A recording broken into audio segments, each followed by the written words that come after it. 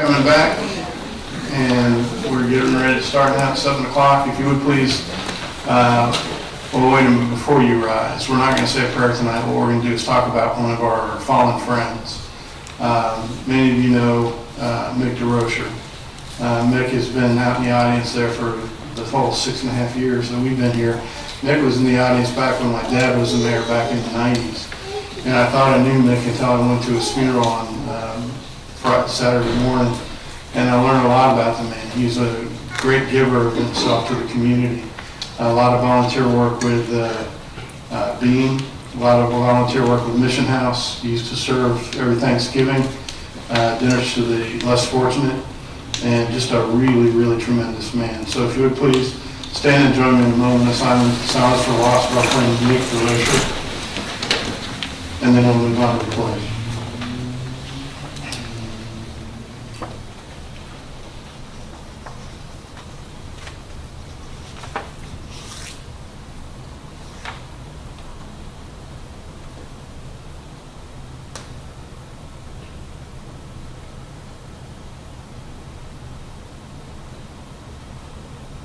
Thank you. I pledge allegiance to the flag of the United States of America and to the republic for which it stands, one nation, under God, indivisible, with liberty and justice for all.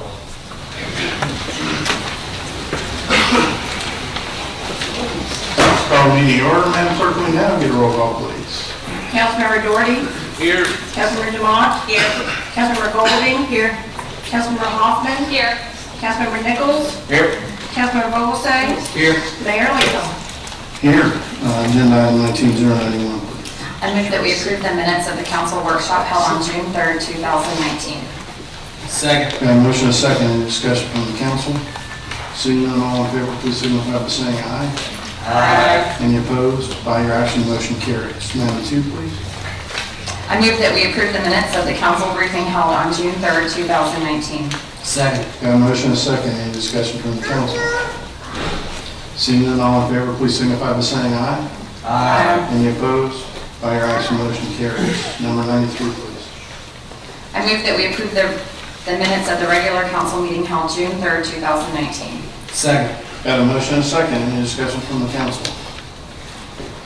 Seeing none, all in favor, please signify by saying aye.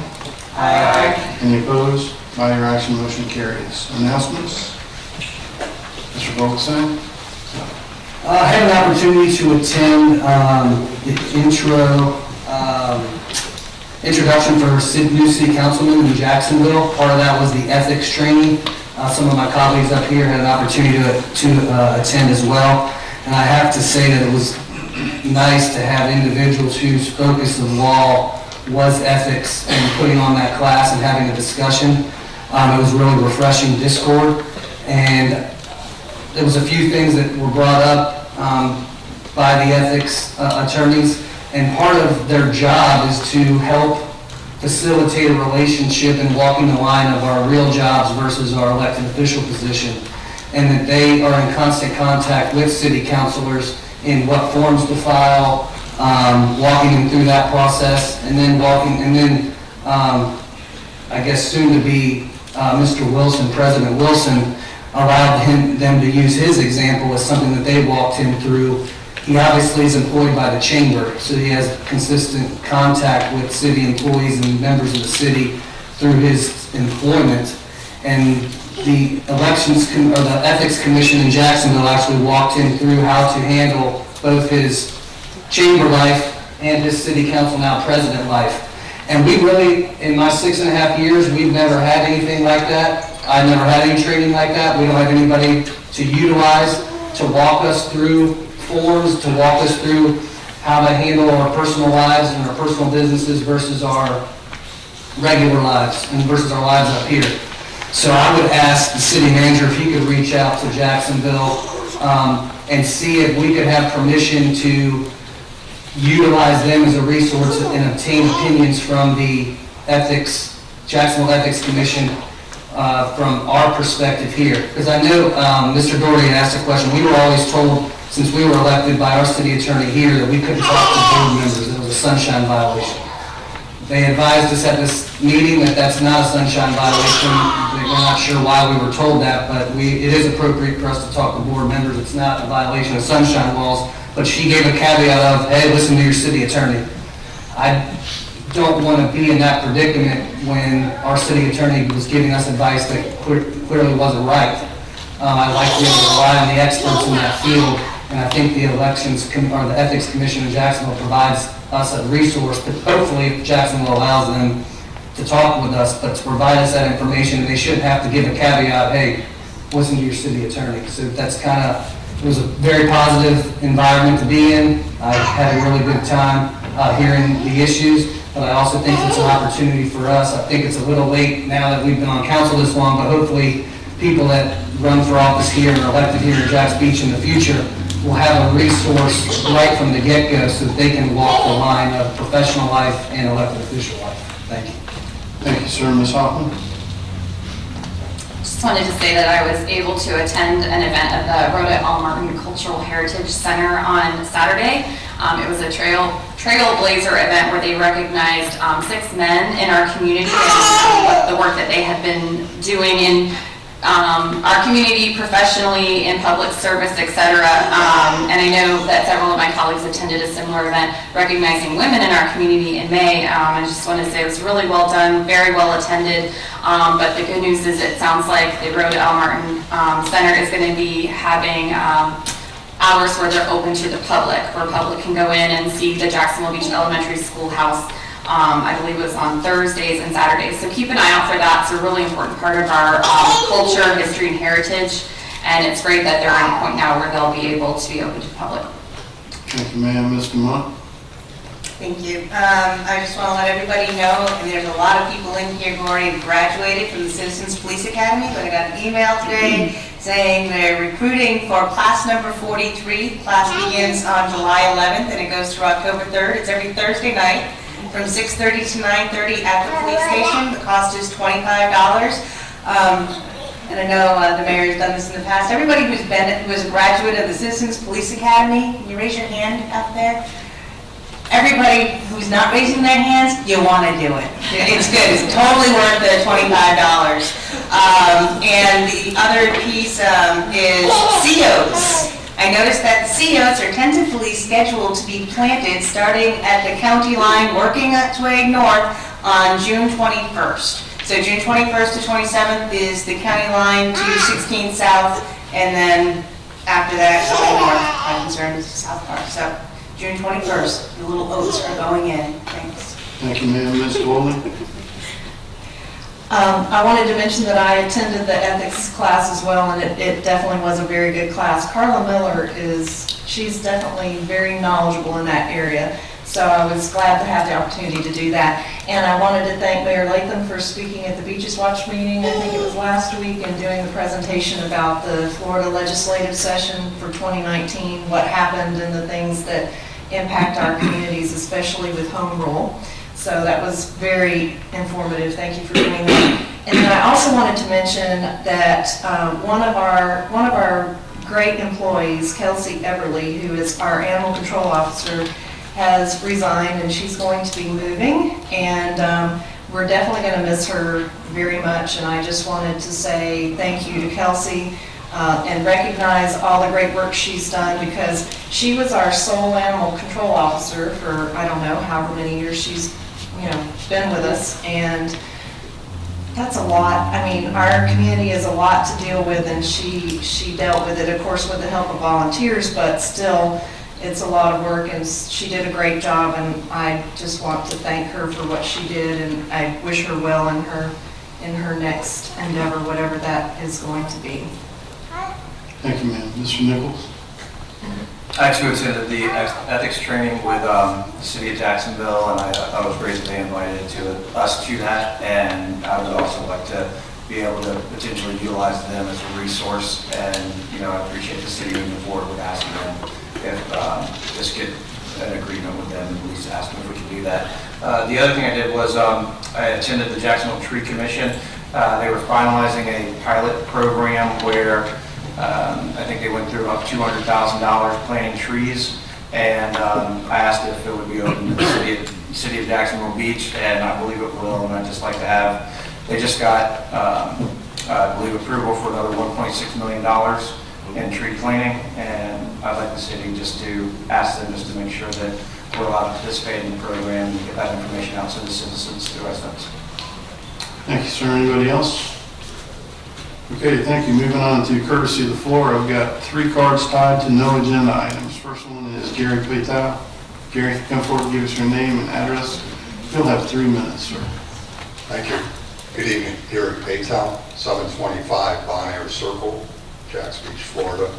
I just want to take a moment and thank some of the unsung heroes here in this community, and in particular, David Milner, David McDonald, Patrick, part of the team, and the rest of the Stormwater Management Group. I'm speaking on behalf of the Ocean Cave community.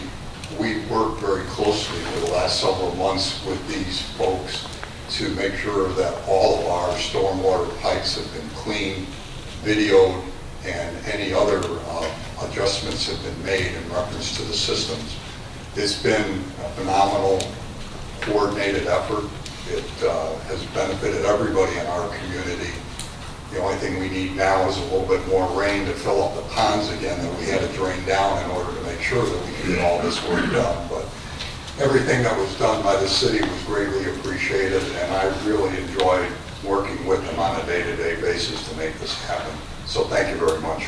Thank you, Gary, and thank you, Dave, and your team. Appreciate it. John McGowan. John, if you come forward, give us your name and address, you'll have 3 minutes, sir. I'm John McGowan, 5 North 17th Avenue, Unit 401 in Jacksonville Beach. First, I want to address Mr. Wilson's comments about Mr. Doherty's question. The question was, does speaking to the boards violate sunshine law? And the correct answer is no, it does not violate sunshine law, but I had a long conversation with the attorney afterwards. The concern, which is the same thing Susan's concern was over exerting undue influence over these boards. It becomes an ethical issue when you go to these boards, when you engage in conversations with these boards, when you try to use your influence as an elected official at the board. That was the conversation I had with the city attorney with the city of Jacksonville that spoke to address that question. The second thing I really came to speak about was there's been some conversations on Facebook about the Waves project with the Housing Authority. And I know there's a few new council members here that may not be aware, but this issue stems back to over a year ago. Just over a year ago, it was discovered they were doing some development out here, and the Housing Authority had not communicated that with the city council or the city manager. I contacted the Housing Authority and asked for the minutes of the meetings. They didn't want to give them to me. The president at the time of the Housing Authority picked up the phone, chewed me out, told me I had no business asking for those things. There was definitely an issue. I'd like to point out he is no longer in that position, and there's a reason for that. When I get wrong, I don't let go. They've changed their public records. We're fixing that. If you now go to their website, their meetings are now posted online. They had never done that before. There's still a lot of stuff to fix in there as far as public records, but as far as this project is concerned, it's already been vetted through the city of Jacksonville Beach. They came in, they had a meeting in this room, they had extra meetings at the housing over there to let the residents know what was going on. What you saw that vote on last council meeting was it had been a year since the vote took place, and because they had not moved on the construction, the bonding was going to lapse, so they had to re-vote on it after a year. So that's all that was. That's why y'all didn't hear about it again, because it was taking a project that had already gone through the process over a year ago, and they were just bringing it back up because they didn't want the money to expire. And that's when it starts getting tricky, because you got the Housing Authority and you got the Housing Finance Authority. And the Housing Finance Authority goes and gets the money, and the Housing Authority is the one that does the projects. And with the turmoil of the Housing Authority, not only did you have the president, he's currently suspended. They've had some sexual harassment issues and a lot of shake-up in their staff right now. So I'm not surprised it took a while. So hopefully that information clears up some of the questions and y'all can be a little more at ease of what's going on. Thank you. Thank you. Jim Sorrell. Jim, if you can come forward, give us your name and address, you'll have 3 minutes, sir.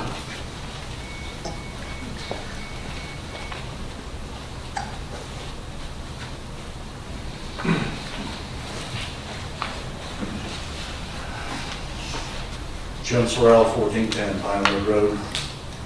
I'm coming for you because I want to ask you, since we have no basic home rule, if you would generate and pass a resolution for the property rights of the residents. As of now, the residents' only rights that they have are in the local ordinances, and they will be, and those ordinances only protect you to a certain degree because we have Board of Appeals that will grant variances. So the reason why I'm asking you this is because of the fact that at the Planning Commission meeting, it was apparent that our short-term rental is going nowhere, and the residents are not being represented. And I'd like the state to know that we'd like to be able to come to our own conclusion on how we want to run our cities. You'll find in the near future that the only thing that this is an industry that only wants one thing: no regulation whatsoever. So I would like it to the point where we know that the resolution carries absolutely no weight, but at least it'll give the state representatives and senators the idea that we would like to have a little bit of control of our own residents. I've given you a handout there to give you an idea of what I'm talking about. This used to be a little cottage industry. Ever since I've been here, since 1976, everybody's rented out a room, house, whatever. It pretty much went overlooked because it was a small minority, and it was controlled closely because the people were running them were living there. Well, now, as I gave you the handout, that's just some things that I get in mail. This is a solicitation to manage my unused properties as a vacation rental. If you look up on the internet, they represent all the East and West Coast states, except Connecticut. I guess they have home rule there. And also, this is now, the short term is now what I consider a big industry, and it's going to affect the residents here, and it affects all the residents. And if you look here, that the ones that are affected, it's a high dollar item. So our good neighborhoods are going to be bad neighborhoods. So I would like to draft a resolution and pass it for a little home rule on protecting the residents' rights. Thank you. Thank you, Jim. Okay, at this time, I'd like to ask Susan Kyle and Mark Chenard to come forward, please, with your families, if you'd like them to come with you, and also your work family. Hey, Charlie. I put in one for courtesy to the floor. I don't know if you got it. Was it tied to an agenda item? No, it was short-term rentals.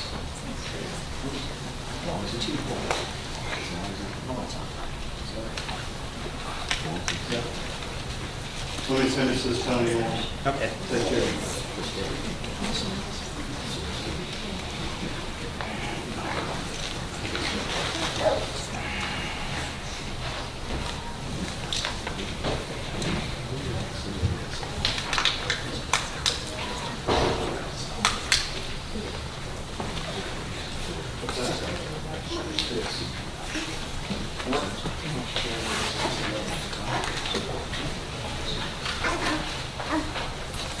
Okay, it's always my greatest pleasure. One of the things I really enjoy about this job is to take time to recognize the people on our team that make a difference. And today we're going to recognize two for being employees of the quarter. First is Mark Chenard, and I'm going to read a letter that was provided by the city manager. And it says, "Dear Mark, it's with great pleasure that we present this letter of appreciation for your outstanding job performance in Parks and Recreation Department. You've been selected as the employee of the quarter for the first quarter of 2019. You're being recognized for saving the city approximately $20,000 on the replacement conduit at the Seawalk Pavilion. You came up with an alternative material at a much lower cost. Also working with a contractor to relocate the excavated dirt to a public work site and the golf course during the installation of the field turf. This action saved money on dump fees and contractor haulage time. It also provided public works material for the streets division at no cost. increasing public satisfaction with the cleanliness of the oceanfront restrooms by establishing daily inspection standards. And in addition, you've been able to promote a cooperative team spirit among city crews from various divisions, and under your leadership, you've built your own exceptional team. Please accept our sincere gratitude and thanks for your outstanding performance. It's truly the dedication and spirit for which we all strive to obtain as public employees. Signed on behalf of our city manager, Mike Stefopoulos. Chris,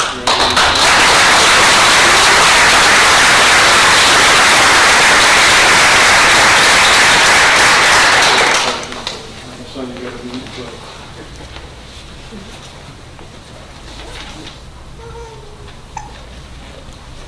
Great, thank you. Appreciate it. And Sue Cobb.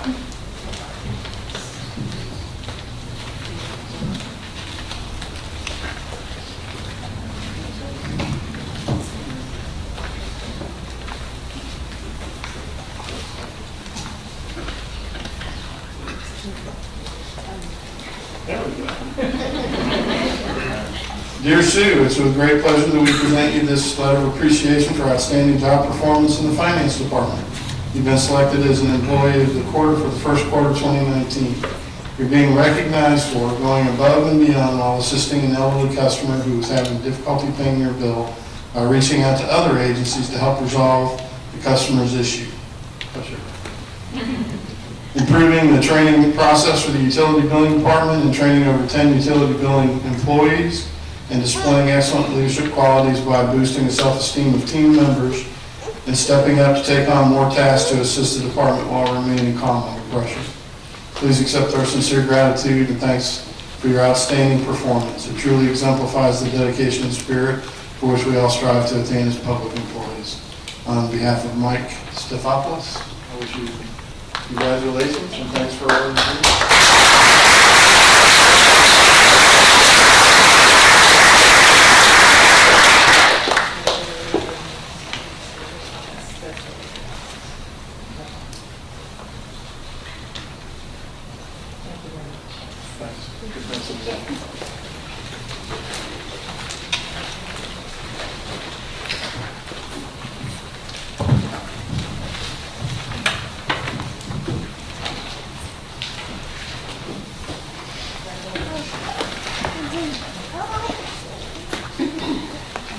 We did have one additional speaker card that was not tied to an agenda item. I apologize for the confusion, but I'm going to ask Tony Kamarick to come forward, give us your name and address, and you'll have 3 minutes, sir.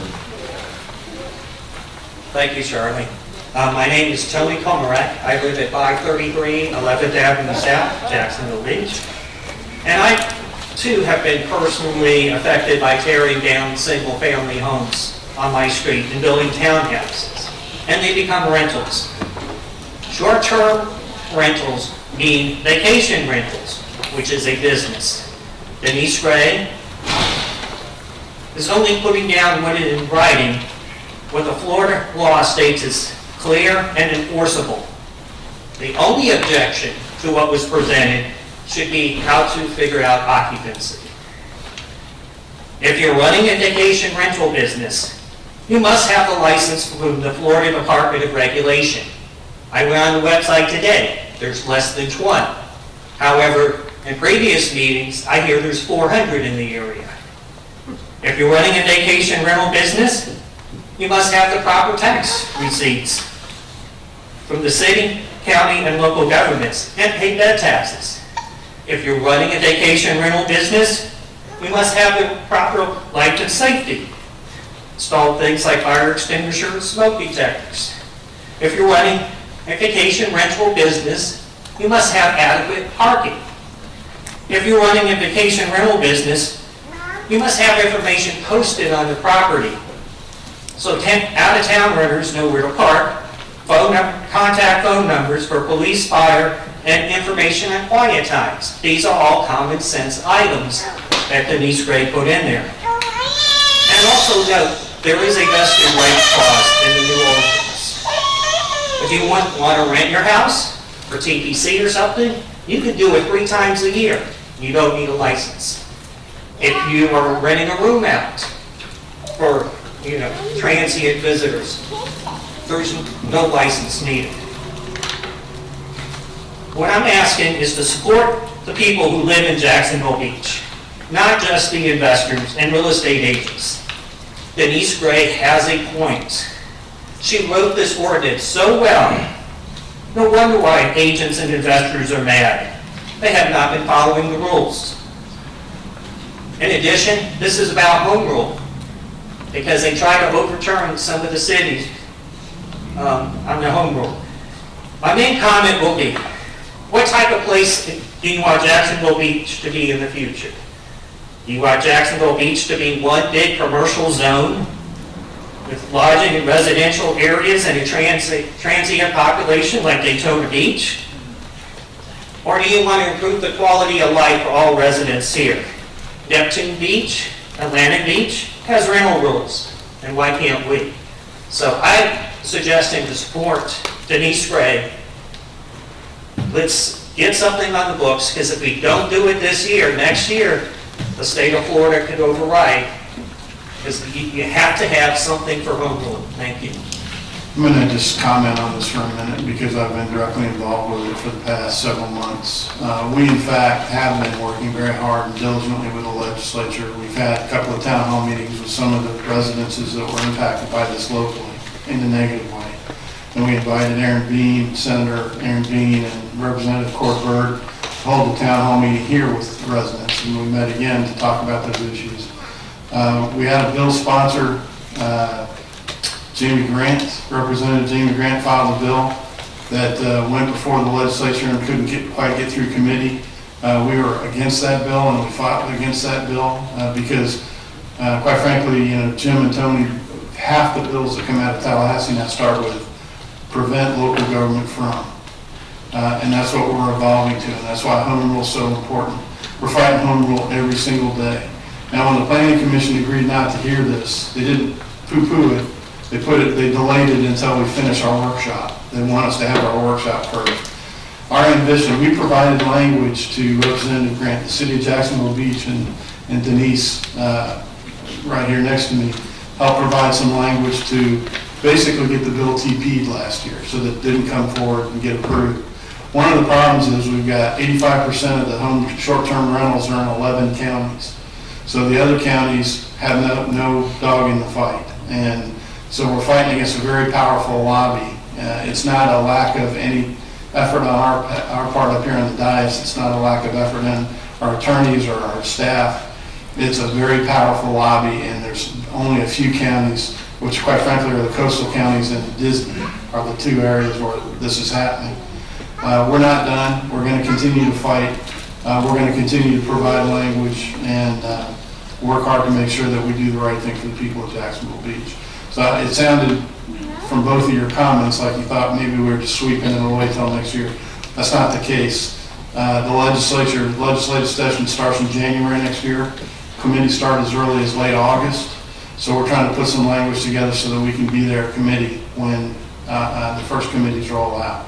So I'm hopeful that we'll have this pretty much approved informally by both houses of the legislature prior to the conclusion of the committees, which would be before the December start date, or January start date. So I hear you loud and clear. I just want to make sure you know and you understand that we're working very, very hard. We've got a universal problem, and my colleague in Atlantic Beach, Ellen Glasser, and I have both been fighting very visibly against the legislature and their continued efforts to push us down. There's a preemption that was passed by the legislature in 2011 that took away our ability to regulate short-term rentals. So we're looking to find every element of enforcement that we can to prevent people from becoming problem areas and protecting the rights of the people around those buildings. And where we actually had the problem to start was on Horn Street in Jacksonville Beach. And that what really made the difference wasn't that somebody came in and rented it differently. It was an LLC corporation came in and bought the house to turn it into a rental. And they advertised an occupancy of 17 people for a 3-bedroom, 2-bath house. And that's where it all began. And the family that's in the house immediately adjacent has suffered tremendously from that. And we've worked hard to get them. As a matter of fact, that individual accompanied me to Tallahassee so that he could speak before the Appropriations Committee of the Senate and help get the bill TP. TP is temporarily postponed, by the way. So the bill's been temporarily postponed. The people on this side of the dais are working hard to get legislation in place, language in place, so that we can at least find a good compromise language and not take away the city's ability to enforce a good family environment around all the homes, okay? And I did that so that we didn't have to, there was no other item that we needed to address at the end of the meeting, so. Okay, thank you. We're going to move forward on the agenda. And moving on to 19-095, please. I move that we accept the financial reports for the month of May 2019 as submitted by the Chief Financial Officer. Second. Got a motion and a second. Any comments from the council or questions about the financials? Seeing none, roll call, please. Councilmember Doherty? Yes. Councilmember Dumont? Yes. Councilmember Golding? Yes. Councilmember Hoffman? Yes. Councilmember Nichols? Yes. Councilmember Vogelsang? Yes. Mayor Latham? Yes, and we're moving on to 96, please. How do you want to handle this one? This is the, Yeah, this is actually, we've got a couple of vacancies on a couple of the boards, and we don't have a prepared motion, we've got a couple of options. So what we're going to do is we'll start with 96, which is the appointment of a board member to the Board of Adjustment. And in our packages, under tab B, right?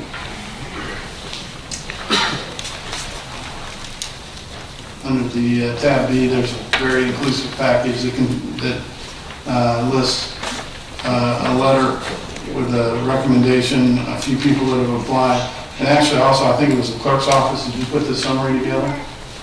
Yes, sir, we did. Yeah, that's an excellent job. If you could keep that current, this is something I'd like to keep laminated on my desk. Absolutely. So thank you very much for doing that. So we've gotten into, by the way, I also noticed, looking at Colleen Murphy White's application, she was actually, Dan Jansen and Jeannie Mazur's application, they both listed Board of Adjustment as number 3, not number 2. So we've got Colleen Murphy White at number 2. Presumably, everybody's had an opportunity to review the package, and I'm going to open the floor to discussion, and we can entertain a motion when the discussion is completed. Ms. Golding? I was going to want to make a motion that we appoint Dan Jansen to the Board of Adjustment because none of them no one listed the Board of Adjustment as a first choice. Right. And I'd like to nominate him for the Board of Adjustment. I'll second that. Got a motion and a second. Any discussion for a motion for Dan Jansen being the alternate on the Board of Adjustment? Seeing none, roll call, please. Councilmember Dumont? Yes. Councilmember Golding? Yes. Councilmember Hoffman? yes. Councilmember Nichols? Yes. Councilmember Vogelsang? Yes. Councilmember Doherty? Yes. Mayor Latham? Yes. And now we're moving on to tab B, which is the vacancy for a appointment of a board member to the Planning Commission. I just want to be clear, are we actually replacing Ms. Dumont, or are we going to move an alternative up and then pick an alternative? That's really your choice. Okay. So same thing applies. We'll entertain motions and first open the floor to discussion. Mr. Nichols. I'd like to make a motion to nominate Sean Shapiro. He has a lot of experience in this, and I'd like to put a motion forward with him. Okay. Got a motion on the floor. Is there a second? Planning Commission. Motion on the floor. Do I have a second? Okay, motion dies. Accepting. Is there anybody else that wants to make a motion for another candidate? We've got 2, 4, 6 candidates, including Mr. Shapiro, listed on the bottom of the front page. All the applications and a summary of all the discussions that we've had are there. Hopefully everybody's had an opportunity to look. And we're seeking do we want to go to an alternate, move an alternate up and then fill the alternate slot? Ms. Golding. I'd like to make a motion that we move John Scott Walker, who's the first alternate, up to the Planning Commission position. Second. Okay, got a motion and a couple of seconds. Any discussion from the council? Seeing none, roll call, please. Councilmember Golding? Yes. Councilmember Hoffman? Yes. Councilmember Nichols? Yes. Councilmember Vogelsang? Yes. Councilmember Doherty? Yes. Councilmember Dumont? Yes. Mayor Latham? Yes, and so now we're looking to fill the alternate position. Is there a motion for an alternate position, Ms. Hoffman? I think Ms. Dumont was up before me. Ms. Dumont, I'm sorry. Thank you. I make a motion for Colleen Murphy-White to be a alternate for the planning commission. Second. Got a motion and a second. Any discussion from the council? Mr. Nichols? I think we've had a lot of great candidates that showed up, and I appreciate that, and I think everybody was very qualified, and we have more positions coming up, and hopefully we'll get these candidates placed on board soon. Thank you, sir. Ms. Golding? I just wanted to mention that it was really good to be able to participate in the interview process because it was very enlightening. And I really hope that we can do some things like we discussed in our council briefing to try to get citizens a little more involved so that we can start opening the pipeline for people to apply for our boards or increase their interest in our boards. But I wanted to mention that the reason why I support Colleen White is because she served once on a pension board, and I appreciate the fact that she has done that previously. And when I tallied up all of the votes that we had, I guess you might say, from the interviews, she was the one that got the most votes for the planning commission position, so that's why I'm supporting her. Thank you. And she also did list the planning commission as her first choice. Ms. Hoffman? I just wanted to say I was really pleased with the quality of the applications and how many applications that we did have versus the last time we went through this, where I think we had 3 applications for 3 positions. So I was unfortunately unable to attend the interviews. I do like to be there, so I'm going to defer to my colleagues on their suggestion in this case, but I also want to compliment the city clerk on the packages as they've been put together. Even though we have a lot of duplication between the 2 packages, I'm happy that we're at this point. The summary charts are very helpful, as is the list of the current board members and their terms, etc. So you really made it easy for us to peruse and take a look at the qualified candidates. Thank you. Thank you, ma'am. Ms. Dumont? Thank you. I am as well very happy with the quality of the candidates, and tonight we are also voting on creating a new board. We're on the 2nd reading for that, and so we have some great candidates who could be on the Building and Fire Code Board of Appeals. So stay tuned. That's right. Mr. Nichols? Mr. Nichols, did you have anything else? Yes. One thing that we decided before is that if we are going to reappoint people from boards, that they were going to go through the interview process as well. They didn't do that this past time, and I understand we're escalating somebody up. I'd like to do that in the future and make sure everybody gets interviewed. Well, he's still an active member of the board. That's why he didn't have to go before. He still had tenure in his term. Okay, but I mean, we're voting on him. I don't know who he is, Okay. and I've never seen his resume or anything. So. It's in your package, the resume and the summary. Okay, and Mr. Doherty. Yeah, I just wanted to add that, and this is Jude Sullivan brought up before he said the floor. The board members need to be made aware of the do's and don'ts, because there is some vagueness in how the rules read at present. I know there's certain board members who think they can't talk to their elected representatives about anything. I get the literal translation of trying to influence people. That's kind of a no-brainer, but it's gotten to the stage that they're actually afraid to reach out to any of us because they think it may be against the law. So I think, and this is to you, Mr. Stavropoulos, I think we need to make it clear to them the do's and don'ts of their post. If we don't, we're going to see unintended consequence, which will make our citizens not want to serve on boards if they think they're going to lose their rights. I mean, we shouldn't penalize anybody for helping their city out. So if we could do that, I'd appreciate it, Mike. Thank you, sir. Any other comments from the council?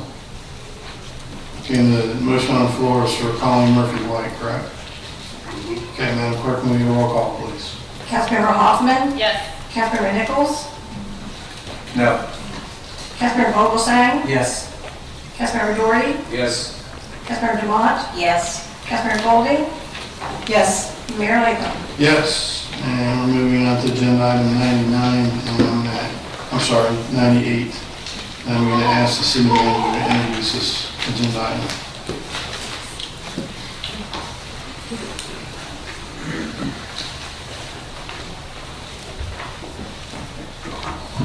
At our last council meeting, the council asked me to put an item on this council meeting agenda for your formal consideration to hopefully bring this issue to closure one way or the other. Back in May of 2019, then City Attorney Susan Early issued a memo indicating that there was a potential for conflict with Charter Language Section 30 with the actions of Councilmember Vogelsang. In particular, two issues that had occurred, one prior to the start of the year with the police department and one after the year with the fire department. Both of those issues, I think, were fairly well outlined by Ms. Early in her memo. So the item that has been brought in front of you tonight for consideration is to make a final and hopefully formal determination as to whether or not there was any type of a violation of the charter, and if there was, what the appropriate action should be.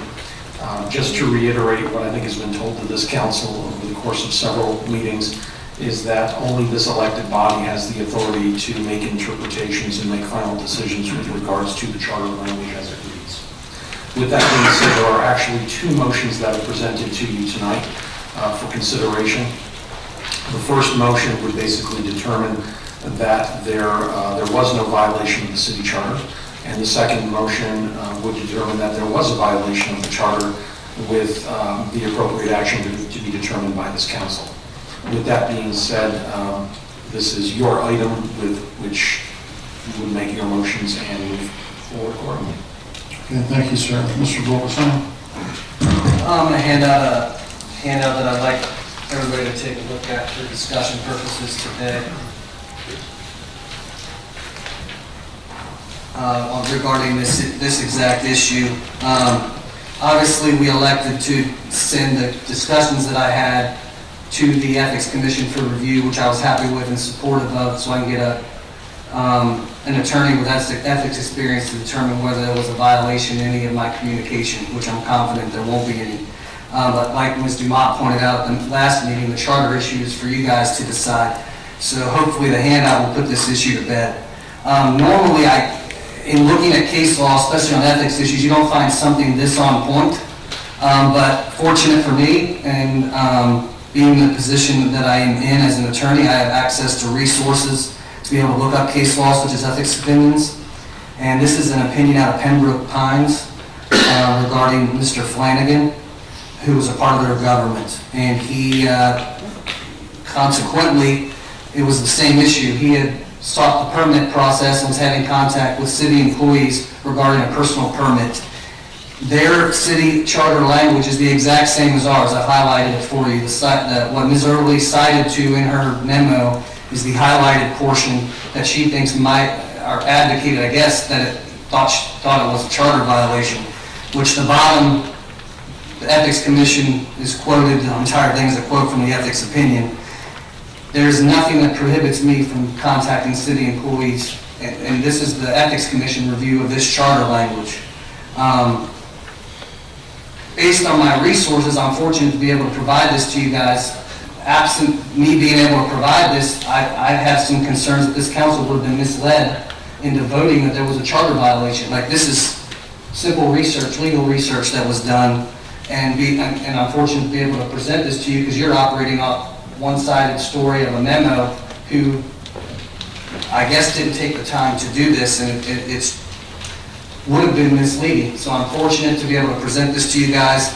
I think it's another reason why I want to utilize the Jacksonville ethics team for ethics issues because they have expertise in issues like this. And it also ties into the code of conduct, which you addressed, Mr. Stefopoulos, in the memo today. There has to be a mechanism for us to have contact with city employees. And I've come up with several examples. Let's say I'm a contractor and I get elected to city council in 2020. I'm a sole practitioner as a contractor. I have to go through building inspection, building permits, apply for permits. I'm a one-man shop, I do everything. I have to, as my job, have contact, which benefits me financially, have contact with people to pull permits or do things like that. So that means a contractor can never run for public office. Or let's say Ms. Wilson and Mr. Buck are real estate agents that manage short-term rentals. We're about to implement a policy that requires them to go through a permit process, go through code enforcement, inspection, all city employees. Those individuals, Ms. Wilson couldn't serve on this city council and still manage short-term rentals because she's having contact with city employees as a financial gain to her, having contact with city employees through the permit process. There's mechanisms in place, or there needs to be a mechanism in place for us to deal with city employees if this body isn't comfortable with us talking with employees. The issue of undue influence is me using my position to get gain. I have to physically use my elected position. For instance, I get pulled over on the street on A1A. The police officer walks up to my vehicle. Hey, Mr. Vogelsang, sorry I stopped you. You were going 45 and a 35. Officer, I'm a city council member in this city. You should not be giving me a ticket. That's using my position for gain.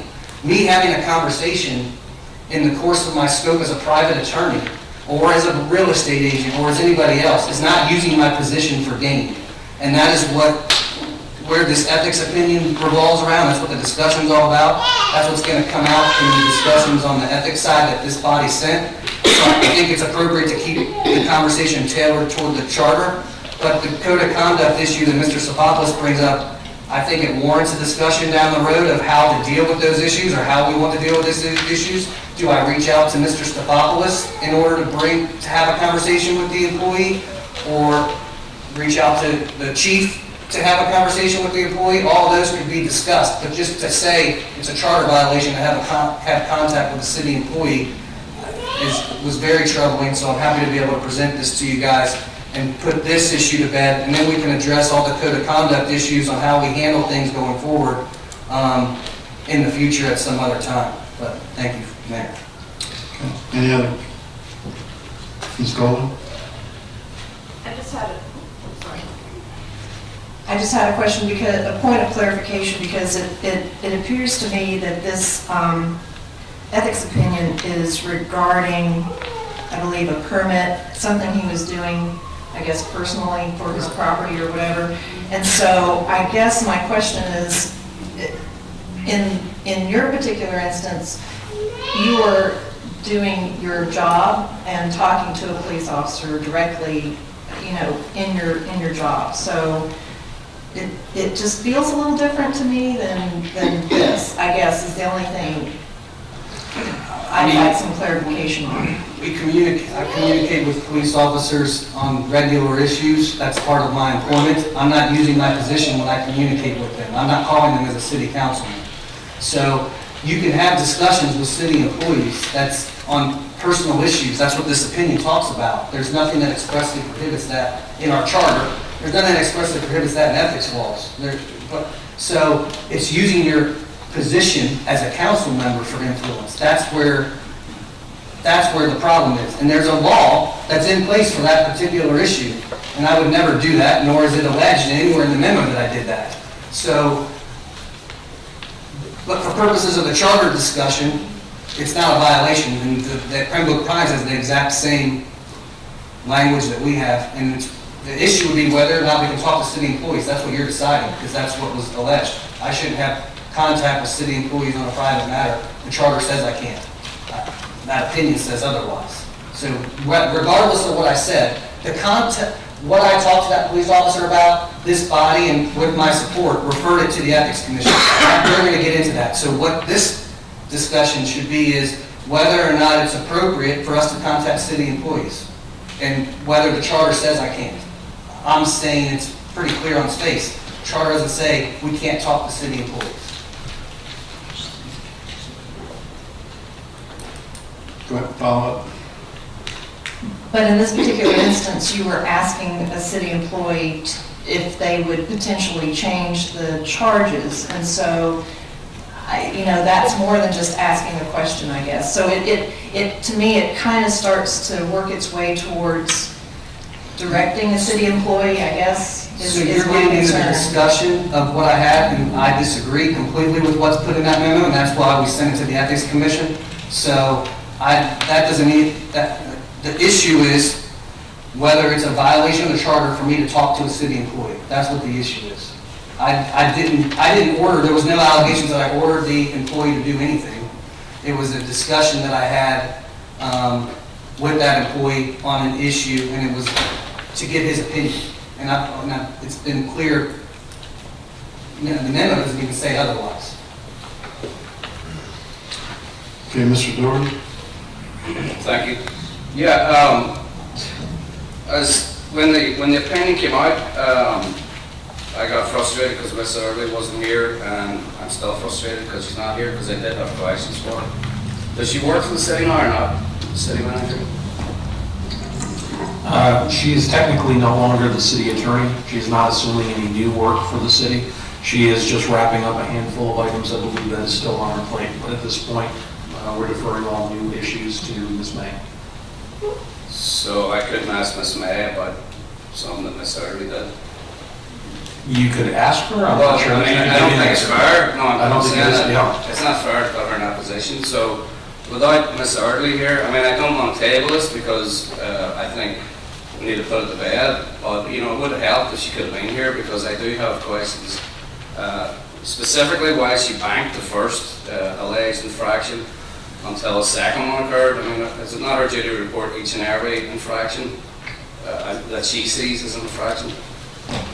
It's my understanding she was in the process of writing up the first one when she gained knowledge of the second one. So And decided to put them all into the same I one. think that's dubious.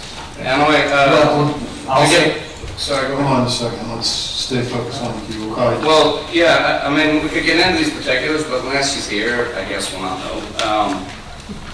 We do need clarification on the language. I think we should modify our charter to be more specific. We all know this is a small town, city that we live in.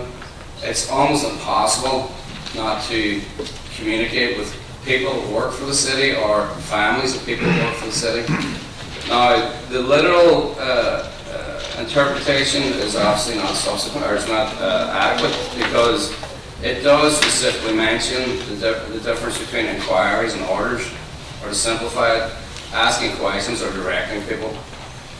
Yes, it's wrong to direct a city employee to do something which is going to benefit you financially, but it is not wrong to ask questions. And I think, without getting the particulars of each complaint, just by reading it, I think protocol was followed by the city employee and by Councilmember Vogelsang. But to turn it into positive, if we can use this as a way of clarifying the charter, I definitely support that. I think we should, for the benefit of our citizens and Mr. Doherty, just to let you know, we had a meeting beforehand and we've agreed to do that. So that's already been Well, I decided. apologize for missing the meeting. That's fine. Well, it sounds like it's on the right page then, yeah. Without being able to make- Mr. Vogelsang, did you have something else you wanted to add? no, it's okay. Okay, Ms. Dumont? Thank you. I understand that the language as stated here is not clear, and this is what happens when the language isn't clear. We're fixing that, but what's at stake, what we're really talking about here is, did he violate the language of the charter as it currently is? And I went back and read the charter, and in section 30, it's preceded with section 29 and after 31, and in both of those, it's actually the roles of what the manager is versus the council. And it really clarifies the distinctions there. And so you kind of put this into context of the larger charter, and I kind of look at it as, what would the average person who would be in this role understand is right and wrong in communicating with employees? So in the language it says, except for the purpose of inquiry, and inquiry can be very broad, I would think that the average I know I'm not the average person, but I would think the average person would think inquiry would be like asking questions, what's the traffic report, things like that, basic information that somebody doesn't have to make a decision on, you're just making an inquiry.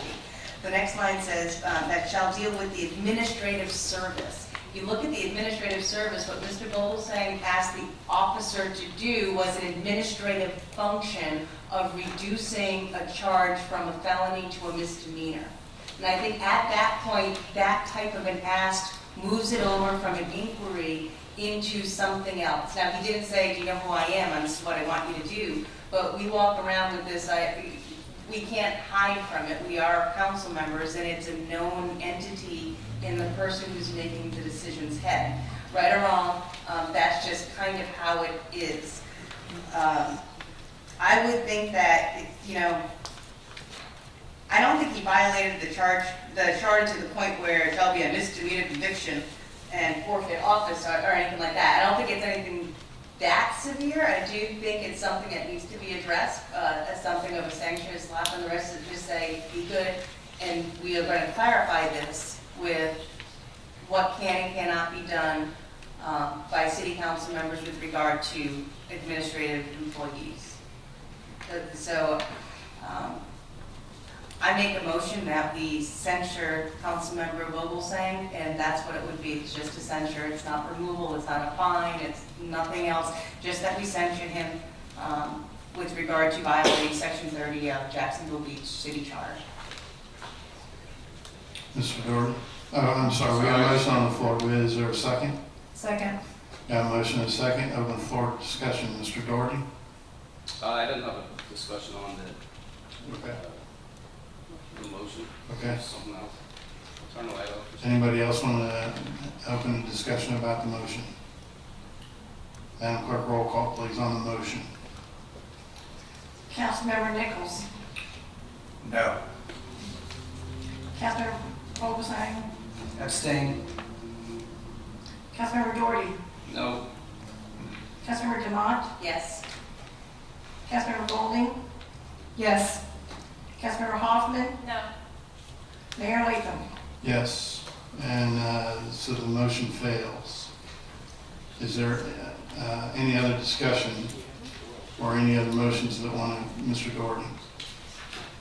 Well, I might be out of sequence here. We've already voted on the motion, but I just wanted to follow up on some of the things that my colleague, Mr. Lamont, mentioned.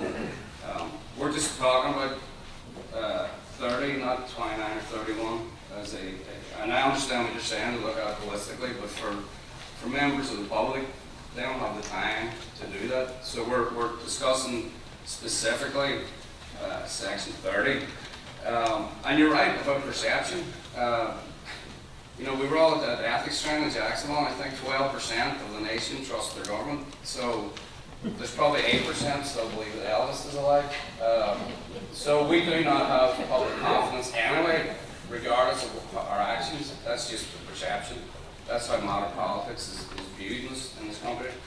And as with regards to the censure, I think he's already been through enough public ridicule that that should be punishment enough, because I believe he didn't transgress on Section 30, because I'm reading it literal.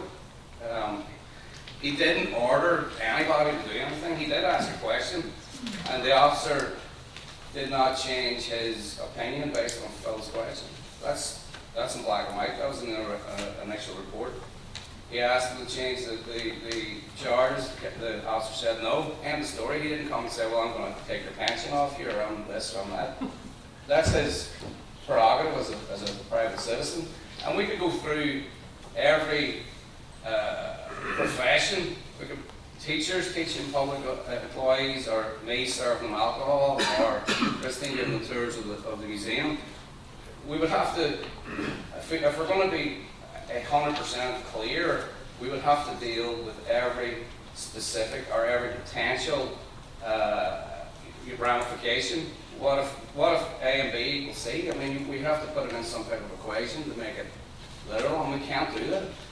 We can't do that because of the the way our professions work and the way this council works.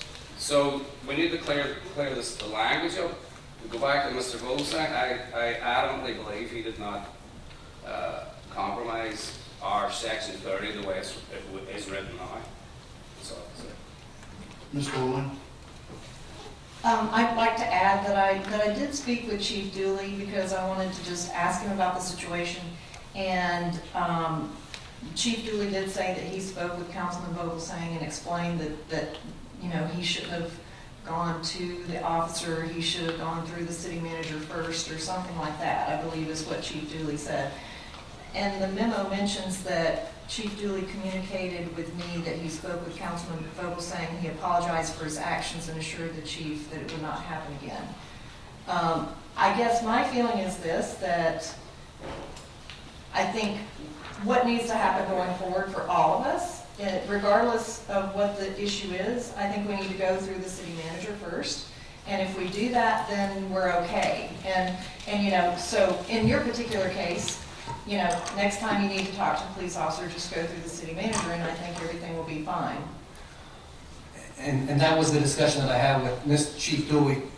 In my discussions with him, he said Ms. Erdely changed his words around, and he didn't appreciate the way it was written.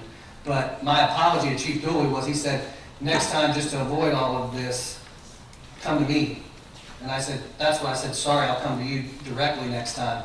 So I agree with the code of conduct policy and putting in there how we facilitate that, whether it's through the chief or through the city manager, but there needs to be a mechanism for me to be able to communicate with city employees in my private profession. There has to be something there that I feel comfortable doing and is above reproach. So in that particular circumstance, and I'll tell you, the officers that were upset, it had nothing to do with my city council position. The way it's written, it reads as though the officer was upset about my city council position. The one officer that was upset was mad because I was representing somebody as the FOP attorney and representing somebody in a criminal matter, and he thought that was a conflict. It has nothing to do, the way it's written, it seems like they were upset about my city council job. That's not why they were upset. They were upset because of my job in representing 2,300 police officers. Why was I able to represent this individual as part of my private practice? So that's where, and I understood that, and that's why I spoke to the officer in the first place. It was nothing to do about ordering or inquiry or ordering him to do anything, but to explain to him how I came across the case, which is going to come out in the other investigation and no issues. But I agree, going forward, having a mechanism in place I feel comfortable being able to communicate with those, and whether it's through Mike or through Gene, one or the other, either way, I think we as a council should collectively have a policy on that, and maybe should have brought up at the workshop as a policy to have, so that way I can feel more comfortable in doing my profession. And the future council, when we have 3 new people, 4 new people elected potentially in a year and a half, they feel comfortable doing their job and not being put in through what I've been put through for this last month and a half, which is, like you alluded to, it's not nice to be the center of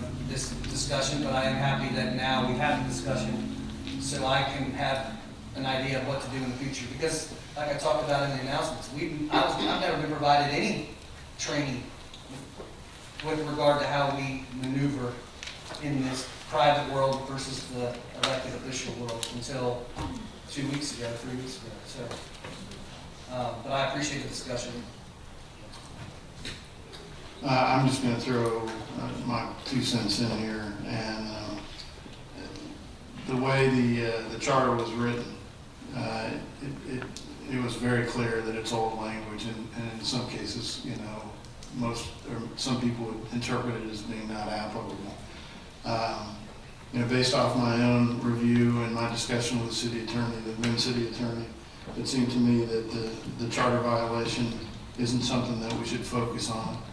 And that's why I agreed to move forward with the complaint through the Ethics Commission to determine whether or not there had been a violation of Florida Statute 112.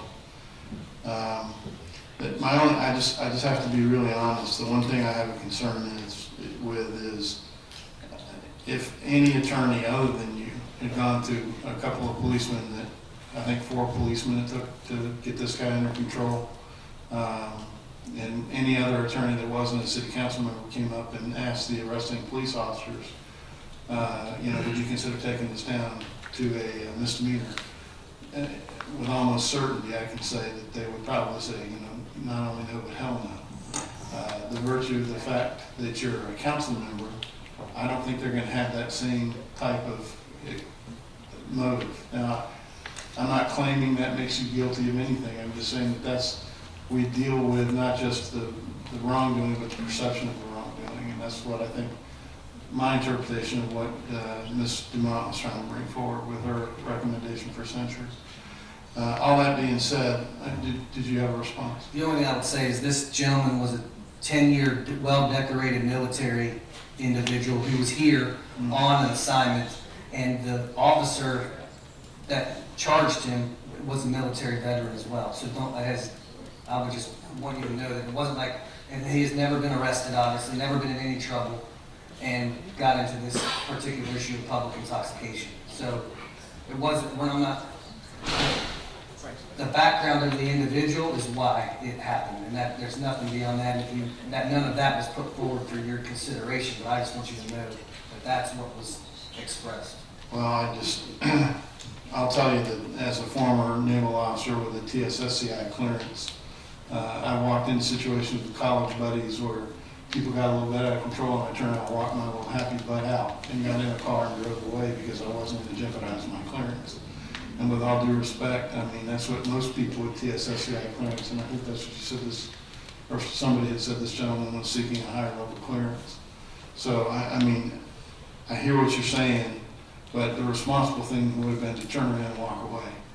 But that all being said, it's not my job to pass judgment on him. It's my job to come up with a decision as a body today, whether or not, as written in the memorandum from the city manager, 2 motions, one to determine that the council member actions as outlined in the city attorney memorandum do not violate the city charter, or to move, I think we've already eliminated that second. So do I have a motion for this, Ms. Hoffman?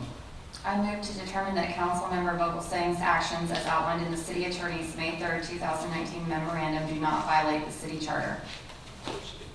Got a motion, do we have a second? Second. Got a motion and a second. Any additional discussion? Mr. Mott? I don't believe we have to vote on both of them, because It's just one. but I already closed the other one that he did, and it got voted down. And so this is just going to be the reverse of the last one. Okay. This is, yours is voted down, which means that basically it doesn't exist in the record. So what this is saying, it failed. So this is basically saying the opposite, but it's city attorney. You have a valid motion, second on the floor. Thank you. All right, thank you. Any other discussion? We got a motion and second on the floor, and this is for the first option, move to determine the council member Vogelsang's actions as outlined in the city attorney's May through 2019 memorandum do not violate city charter. Roll call, please. Councilmember Vogelsang? Abstain. Councilmember Doherty? Yes. Councilmember Dumont? No? Councilmember Golding? No? Councilmember Hoffman? Yes. Councilmember Nichols? Yes. Mayor Latham? No. Motion fails. So now the item, as far as I'm concerned, is done. And we're waiting for the Ethics Commission on the information that we had sent you before. Okay. Moving forward, agenda item 19-099, please.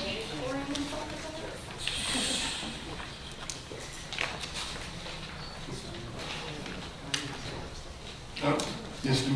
Mott, go ahead. Thank you.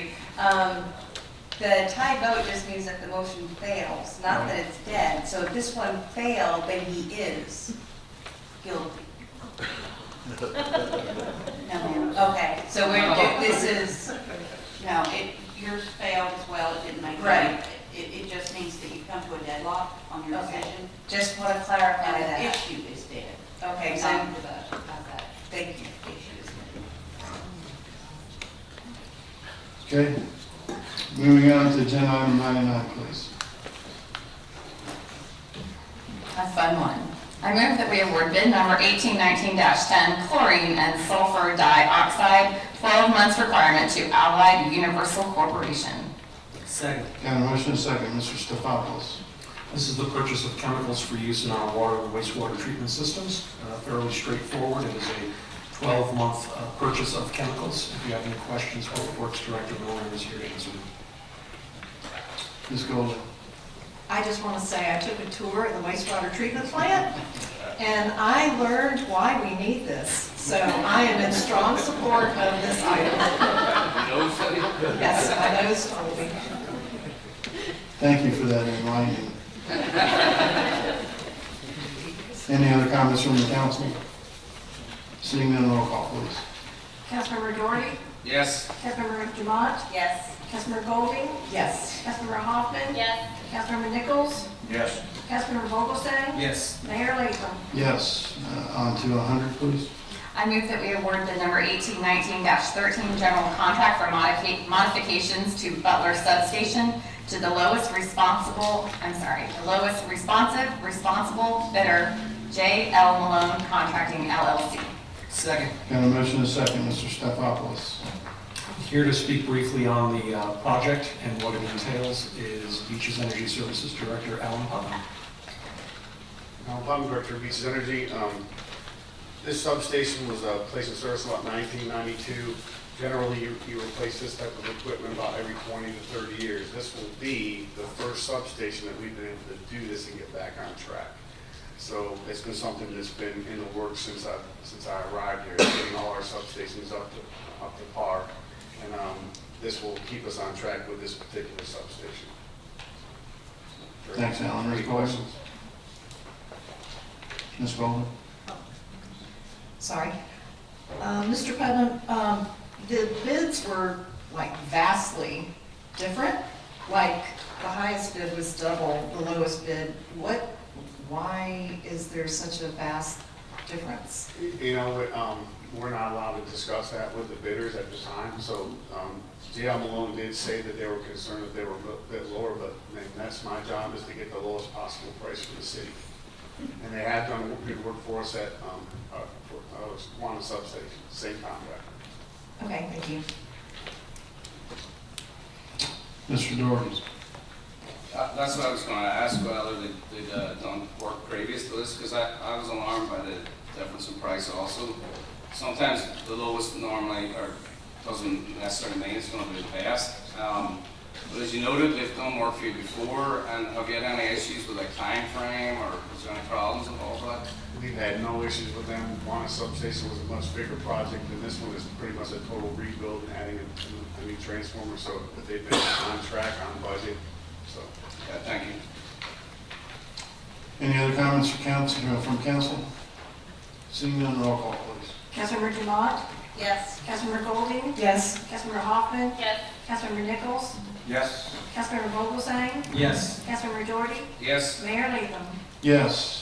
And 101, please. I move that we award bid number 1819-14 120/208 volts 1500 kilovolt distribution transformer to the lowest responsible bidder, Westco Distribution, as explained in the memorandum from the Director of Beaches Energy Services dated June 5th, 2019. Second. Got a motion second, Mr. Stavropoulos. Here to present again is Alan Putnam. So during a routine field survey, we were looking to do some underground renewable work on some underground cable replacing it. We noticed that we had a 1500 kVA transformer, and of course we thought, well, I don't remember seeing one of those in the yard in case that one ever failed. We went back and checked, and we did not have one. Further discussions, there's some new developments underway. Some of the newer hotels that are being built will require this same size transformer, so we went out to bid, and this is what we got. They're about that size. They're a pretty big piece of equipment, very heavy, probably about 10 tons. I'm sorry, 6 tons. I was thinking of 20 tons. So, any questions? Any questions from the council? Seeing none, roll call, please. Councilmember Golding? Yes. Councilmember Hoffman? Yes. Councilmember Nichols? Yes. Councilmember Vogelsang? Yes. Councilmember Doherty? Yes. Councilmember Demott? Yes. Mayor Latham? Yes. 102, please. I move that we approve the replacement, testing, and commissioning of 230 kilovolt breakers at Sampston Substation at a cost of $142,610, plus a 10% contingency for a total cost not to exceed $156,871. Second. Got a motion and a second. Mr. Stefopoulos, would you like to pass this? I'll do just a slight intro on this one. A few weeks ago, Alan came to Karen and I and talked about a situation that we had where we had breakers that had failed at this particular location and was placing us in jeopardy that if any of the circuits actually tripped, we'd be down to one feed coming into our system.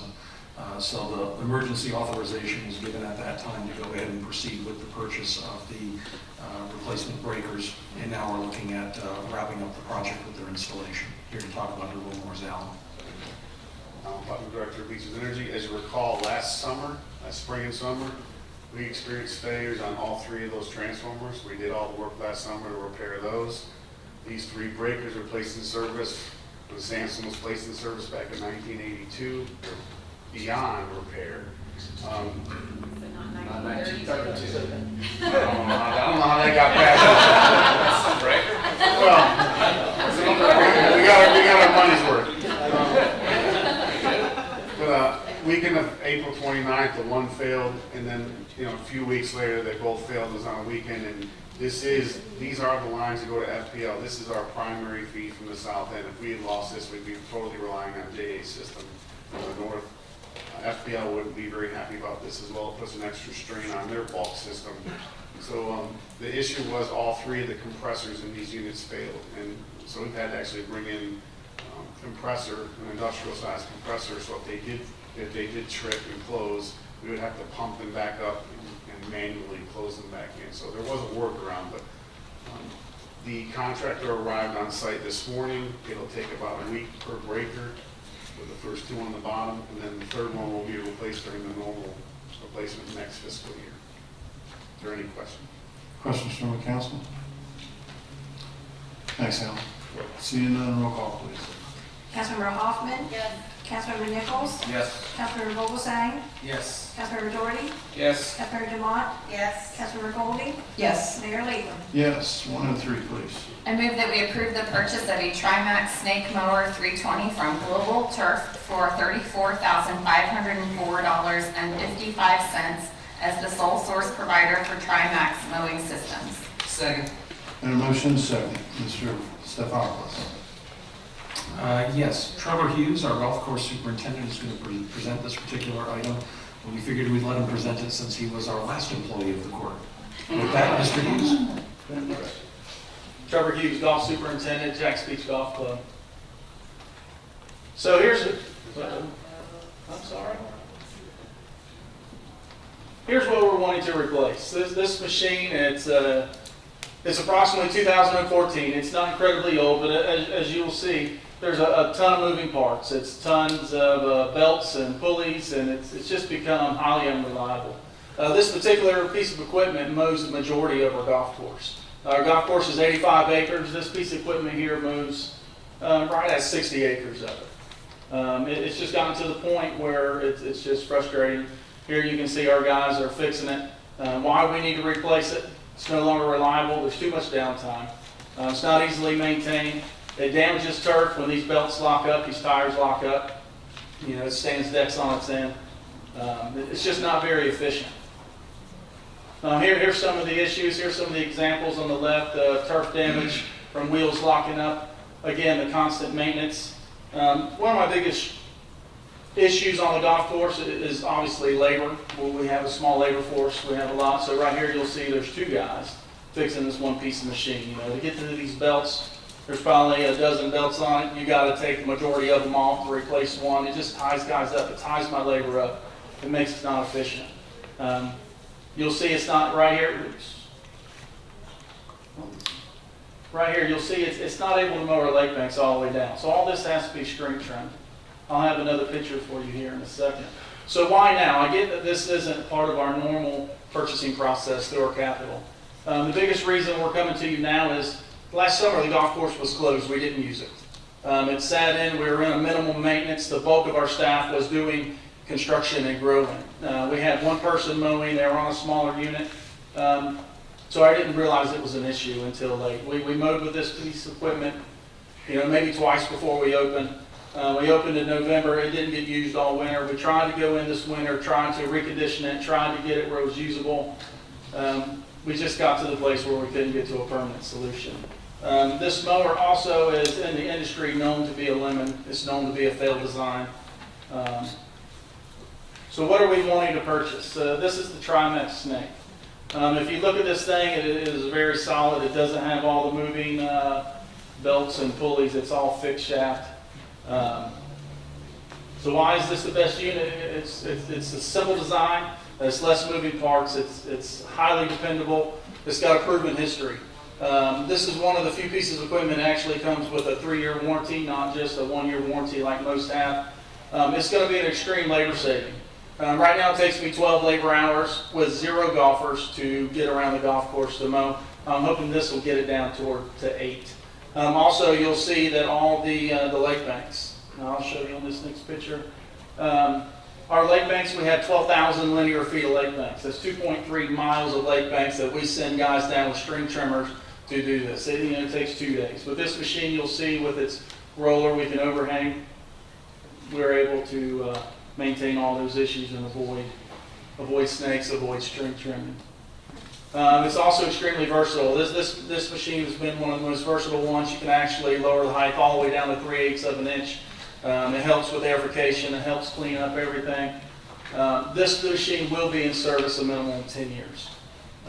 These things are built like tanks. They're incredible units. And it's also a lot better value than self-contained unit. A self-contained unit would be something that you actually sit on and ride. This one we will pull with an existing tractor that we already have. A self-contained unit used would be $10,000 more than this one is. This machine will also be used to mow all the sports fields at Wingate Park. So here's what we're asking. We're asking to Global Turf is the sole source provider in our area. The machine, again, will be used to maintain the primary roughs on the golf course, help cultural practice, maintain the sports complex. The cost is $34,504. If approved, we'd like to purchase this from our operating budgets, split equally between parks and golf. And upon approval, our budgets will put in to be modified. Trevor, what's the difference in widths between? They're very identical in widths. The efficiencies come in turning radius. This is virtually a 0 turn mower. The other one, you'll need like a city block to turn this thing around. It also doesn't, the way it discharges, it's a lot safer to work on around golfers. You can mow at a faster pace because you don't have all the belts. So it'll be quicker, not slower to use. It will be a lot faster, yes. Thank you. Ms. Goldie? Thank you, Trevor. How much did the progressive snake mower, or whatever the snake mower cost? The one that we want to get? No, I'm sorry, the other one. What was the other one? It was called the snake mower. So the old one was called the Progressive. Oh, it is a Progressive 120, sorry. Yeah. So, and it said we purchased it in 2014, so how much did that cost? Do you know? I don't know what it cost in 2014. I know what it's costing us now. It's lots of downtime, lots of labor. Well, I guess my point is that we bought this in 2014, and, I hope it didn't cost us a lot of money, because we certainly didn't get as much out of it as we're hoping to get out of this one. Right. Again, not too many years ago, I've been in the golf course business for about 27 years, and there was a couple years ago, they made a huge marketing push on this machine. If you look at it, I don't have the picture. If you look at it, can I get to the picture? If you look at it, the basic thought and design was good. A lot of golf courses, say TPC, they'll mow their entire rough with a whole bunch of these, but guys pushing them. a whole bunch of individual decks. So the thought is you come in, you have a whole bunch of these individual decks. It's going to be like your walk mow and everything. It's going to be extremely versatile, but the design fit. They made this huge push. They brought them to us. We didn't purchase one at my last employer. Unfortunately, it has failed. The product that we're going to now has been out for 35 years. It has a proven track record. It's very easily maintained. I wasn't here when they purchased it. I really can't speak of it. Go ahead.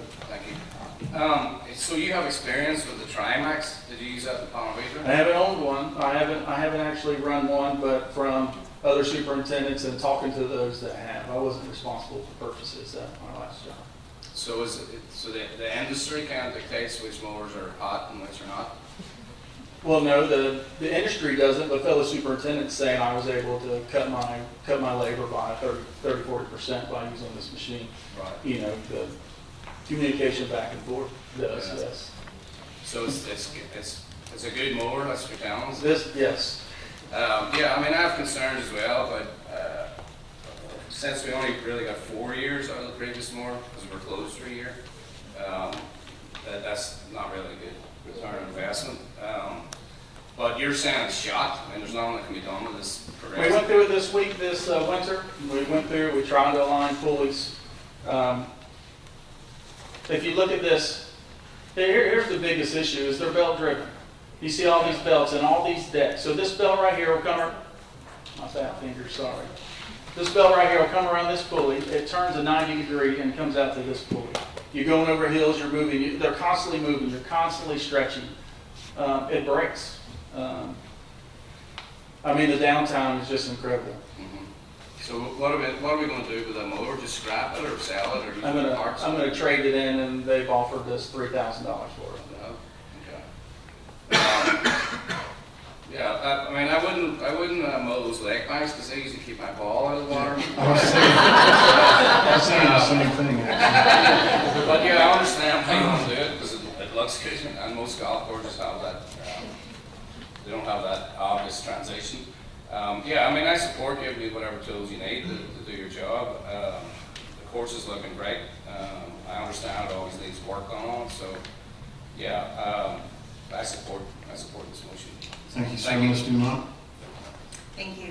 I was also kind of taken aback by the price, and you don't have any idea, does any of the staff know how much we paid for the old one? No, but we can find out that you know.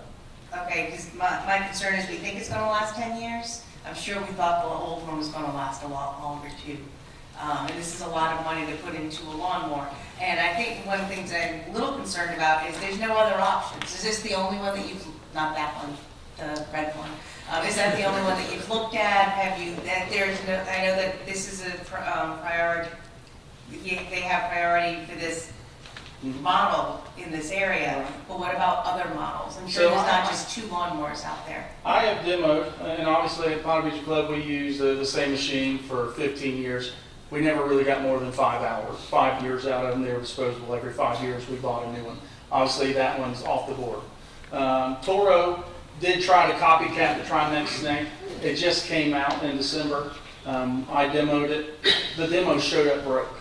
They're not ready. This machine has been out for 35 years. It has a proven record.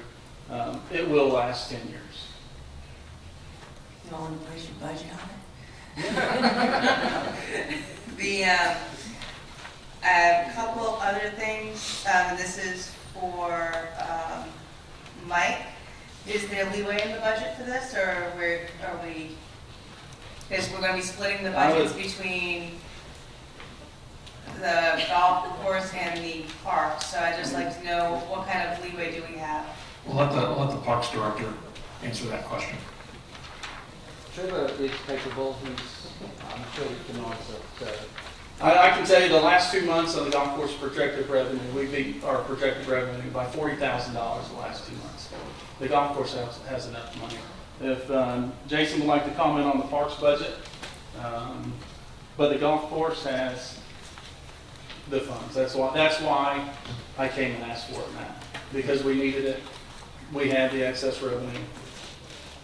Do you have the excess revenue? Are you willing to take up the cost for parks?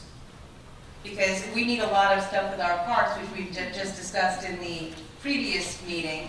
And we're taking like 15,000 that we could probably use for a lot of things in the parks versus the golf course's extra windfall of profit.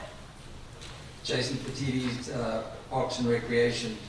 So yes, Mr. Mont, I think part of the drive to purchase this is the downtime that we have from this machine. So when it goes down at the golf course, it throws Trevor's crew off. You know, we're not talking a day or two, we're talking maybe by a week. That has a detrimental effect on everything. It also then throws the guys on the parks off, because now we've got to wait a week before we get the machine so we can mow the ball fields and so forth. We think for the $15,000, $17,000 we can find the money in our operating supplies for parks, and ultimately that will offset any negative in our budget. So that's the part that concerns me, is that we can find the money. He's like, I got 40,000 floating around. This is 30,000 roughly, and you're going to try and find the money. Again, in our parks, our residents use the parks a lot more than the golf course. And I'm not saying that the golf course is bad and that our residents don't use them, but a far more majority of our residents use our park services than our golf course. And that's our argument is, you know, if we eliminate that downtime, we maintain our parks along with the golf course. This downtime on this machine affects both areas. And so we think that it's a prudent investment to use that money to continue the maintenance and keep our high standards in our parks. It's not completely driven by the golf course.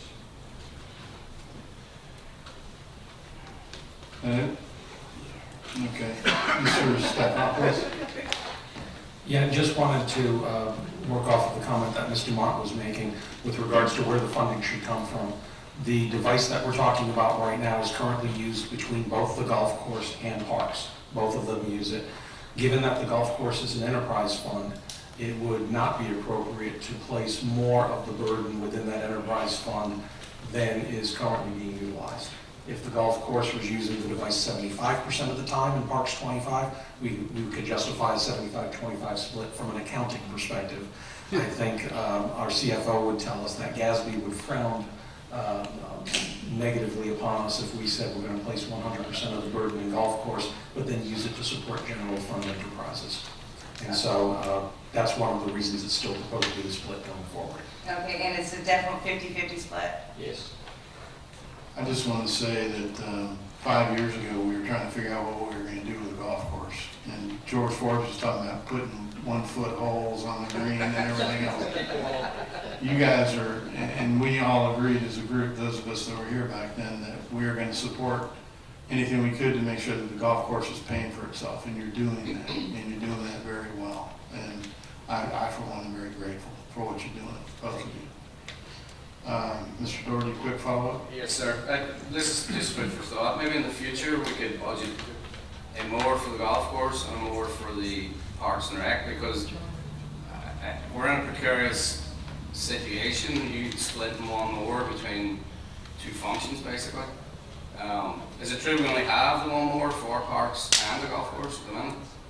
We don't have that. We only have one progressive. That's correct. So, right.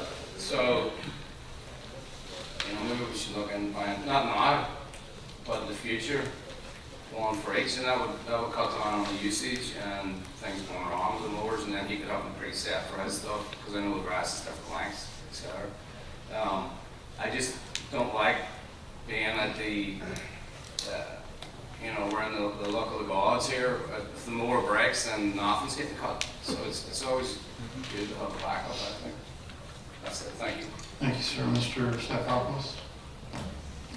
Just for edification of the council, just so you're aware, I have tasked Rec and Parks and the golf course staff, both the superintendent and the facilities manager, with developing a business plan for the golf course, taking a look at what the needs are over the next 2 to 3 years to make sure that we can maintain the asset going forward.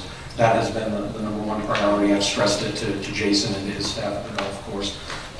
Once we get that under control, then we can start looking at some other options out there of course. But Mr. Doherty, I share your concerns.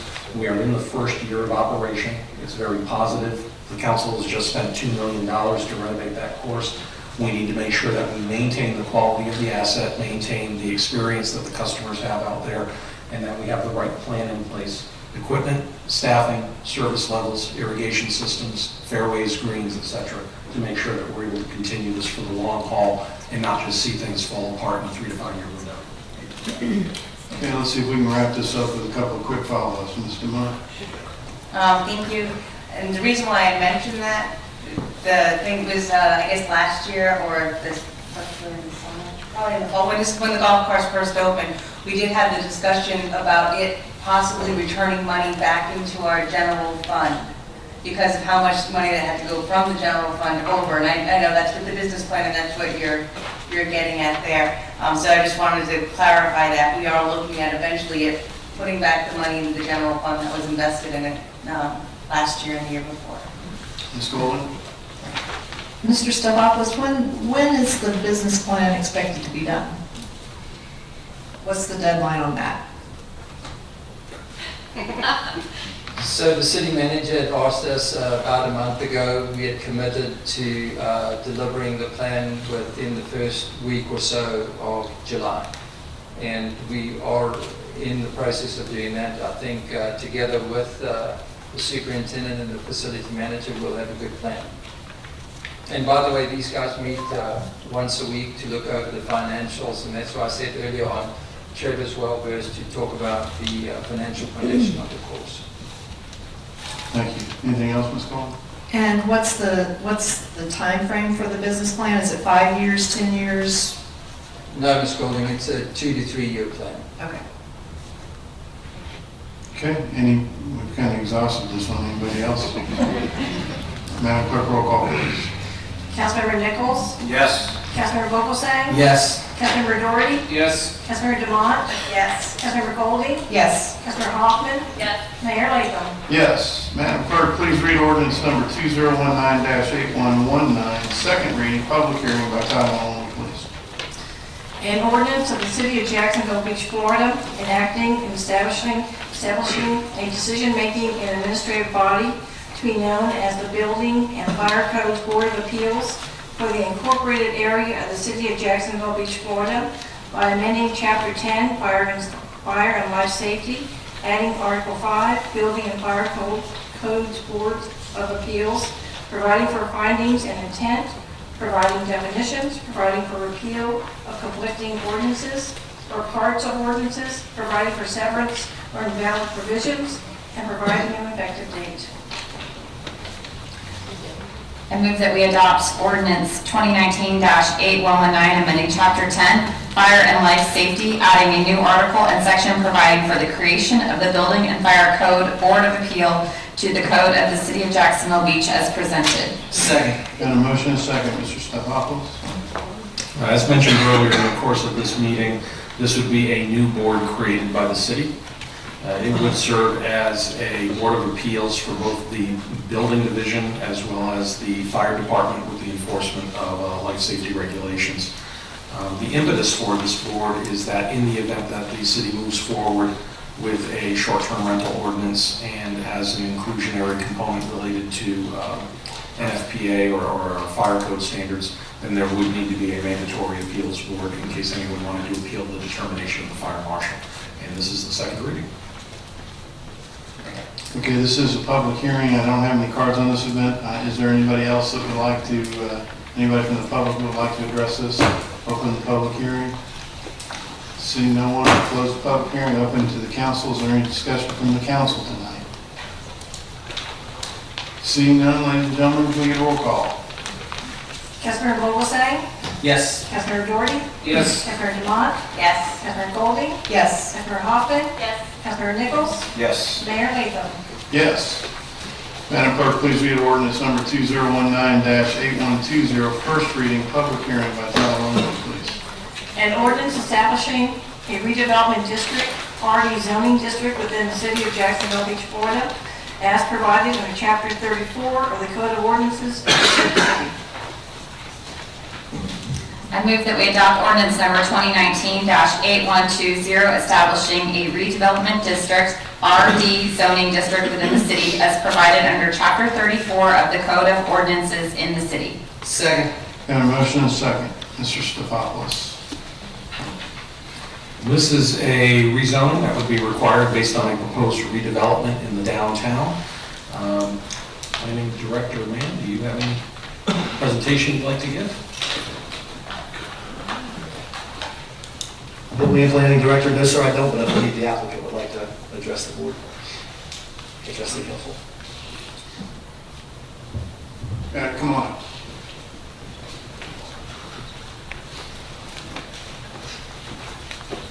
My name is Alex Grace at 8641 Seven Lakes Drive, Louisville, Tennessee. I'd like to thank the council for giving us the opportunity to present this project to you tonight. What we propose is to develop a 136-room Spring Hill Suites by Marriott Hotel located at 1st 4th Street and 4th. The proposed hotel will be primarily 136 rooms with hotel rooms on the 2nd, 3rd, 4th, and 5th level, with a restaurant bar amenity on the back of the hotel facing the boardwalk. We first looked at this site. We looked at how we could bring in the Marriott Grand Hotel, which we've developed over the southeast, and how we can incorporate that with the fabric of the city of Jacks Beach and activate the boardwalk. We think we've come up with a nice plan that meets the code. We've been working with staff for the last 5 months on parking requirements, meeting the redevelopment district, and what we presented to you tonight, we can speak into the details on that. Part of the proposed development, we're partnering with a local management company, Channel Corporation, who will manage the Spring Hill Suites on our behalf. They currently are managing the Courtyard and Fairfield Inn Suites. The couple key things is that working with staff and identifying the code requirements and the ordinances I've set forth, we've achieved the overall height. The overall height of this project is 56 feet. We're within that 56 feet height restriction. The working with staff on the parking requirements, we've met the parking requirements as it's described in the parking and loading standards. As well as I want to point out that managing these hotels and operating them, we feel like the parking provider is more than adequate to meet our needs. We're complying with the more stringent condition of what's listed in the code. That's some of the highlights. Tonight I'm represented with Steve Devino, our land use attorney, as well as Justin Williams with our Conley Wicker, our engineer. Be happy to answer any questions that y'all may have. In addition to any questions y'all have for me, certainly like to address them. Thank you. Okay, this ordinance for redevelopment district RD rezoning of a property is before the council for a public hearing and consideration on its first reading. Under the laws of the state of Florida, an application to amend the zoning regulations or map governing a property is handled as a quasi-judicial proceeding. The quasi-judicial proceeding means that the governing body is now functioning in a manner similar to a court, with the mayor and council sitting as impartial decision makers, hearing testimony and questioning presenters, who are to provide substantial and competent evidence to support their side of the issue. It's the duty of the council to arrive at sound decisions regarding the use of the property within the city. This includes receiving citizen input regarding the proposed use of the neighborhood, especially where the input is fact-based and not a simple expression of opinion. It is the applicant's burden to demonstrate that his or her application is consistent with the Land Development Code and the comprehensive plan. If the applicant is successful in showing consistency, then it is up to the local government to produce competent, substantial evidence of record that the application should be denied. The council's decision on RD's rezoning application is based on the criteria set forth in section 34-347C3 in the Land Development Code. Each member of the council has been provided with a copy of the criteria. In addition, the council has received a copy of the application and the Staff Planning Commission and Community Redevelopment Agency recommendations on this request. I'm now going to open the public hearing for ordinance number 2019-8120. And I've got several speaker cards here.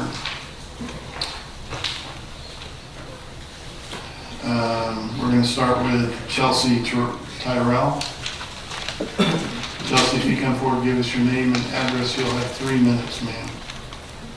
Hi, I'm Chelsea Terrell. I live at 836 15th Ave North, Jacksonville Beach.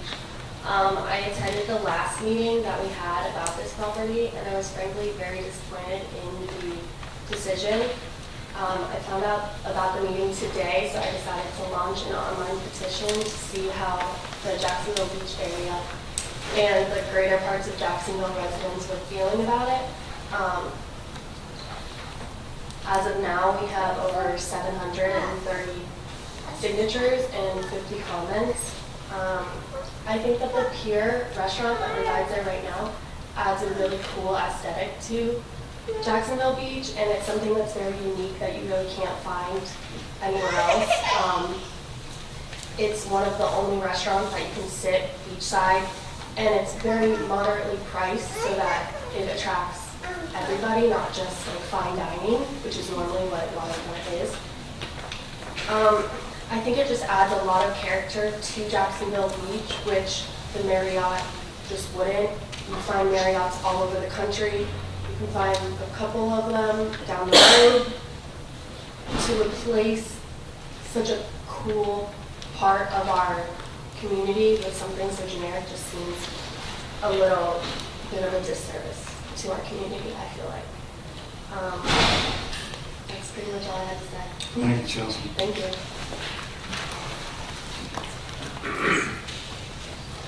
Robert Ellenwood. Robert, if you come forward to your name and address, you'll have 3 minutes, sir. Hello, my name is Robert Ellenwood. I live at 208 12th Avenue North. Just a few of the issues I have with Marriott is some types of, like, there's a lot of stress right now on some of the police forces that are in Jacks Beach. I've seen on the news multiple complaints about undermaning and busy events on the weekends. And my concern is that this comes around, it could be worse. As a recent college graduate, I noticed, like, if I've been out in these areas, we already bring in a spring break crowd. I feel like that could become more prominent with something like this. There's already spring breakers that come in from Georgia and South Carolina. I've seen it before. And as someone who works in construction, I'm just worried how all this is under construction, because it looks like they're going to demo the whole thing. That could hamper a lot of the businesses in the area as well. Dumpsters coming and going, there's not a lot of room to move big equipment in there. The roads aren't very wide. So I feel like the construction time could also affect the other businesses. Dust, and just a lot of things like that. I feel like any revenue brought in by that could be offset by, sorry, I'm trying to grade myself. Any revenue produced by this that the city could get back, I feel like would be used to fix problems that it would create.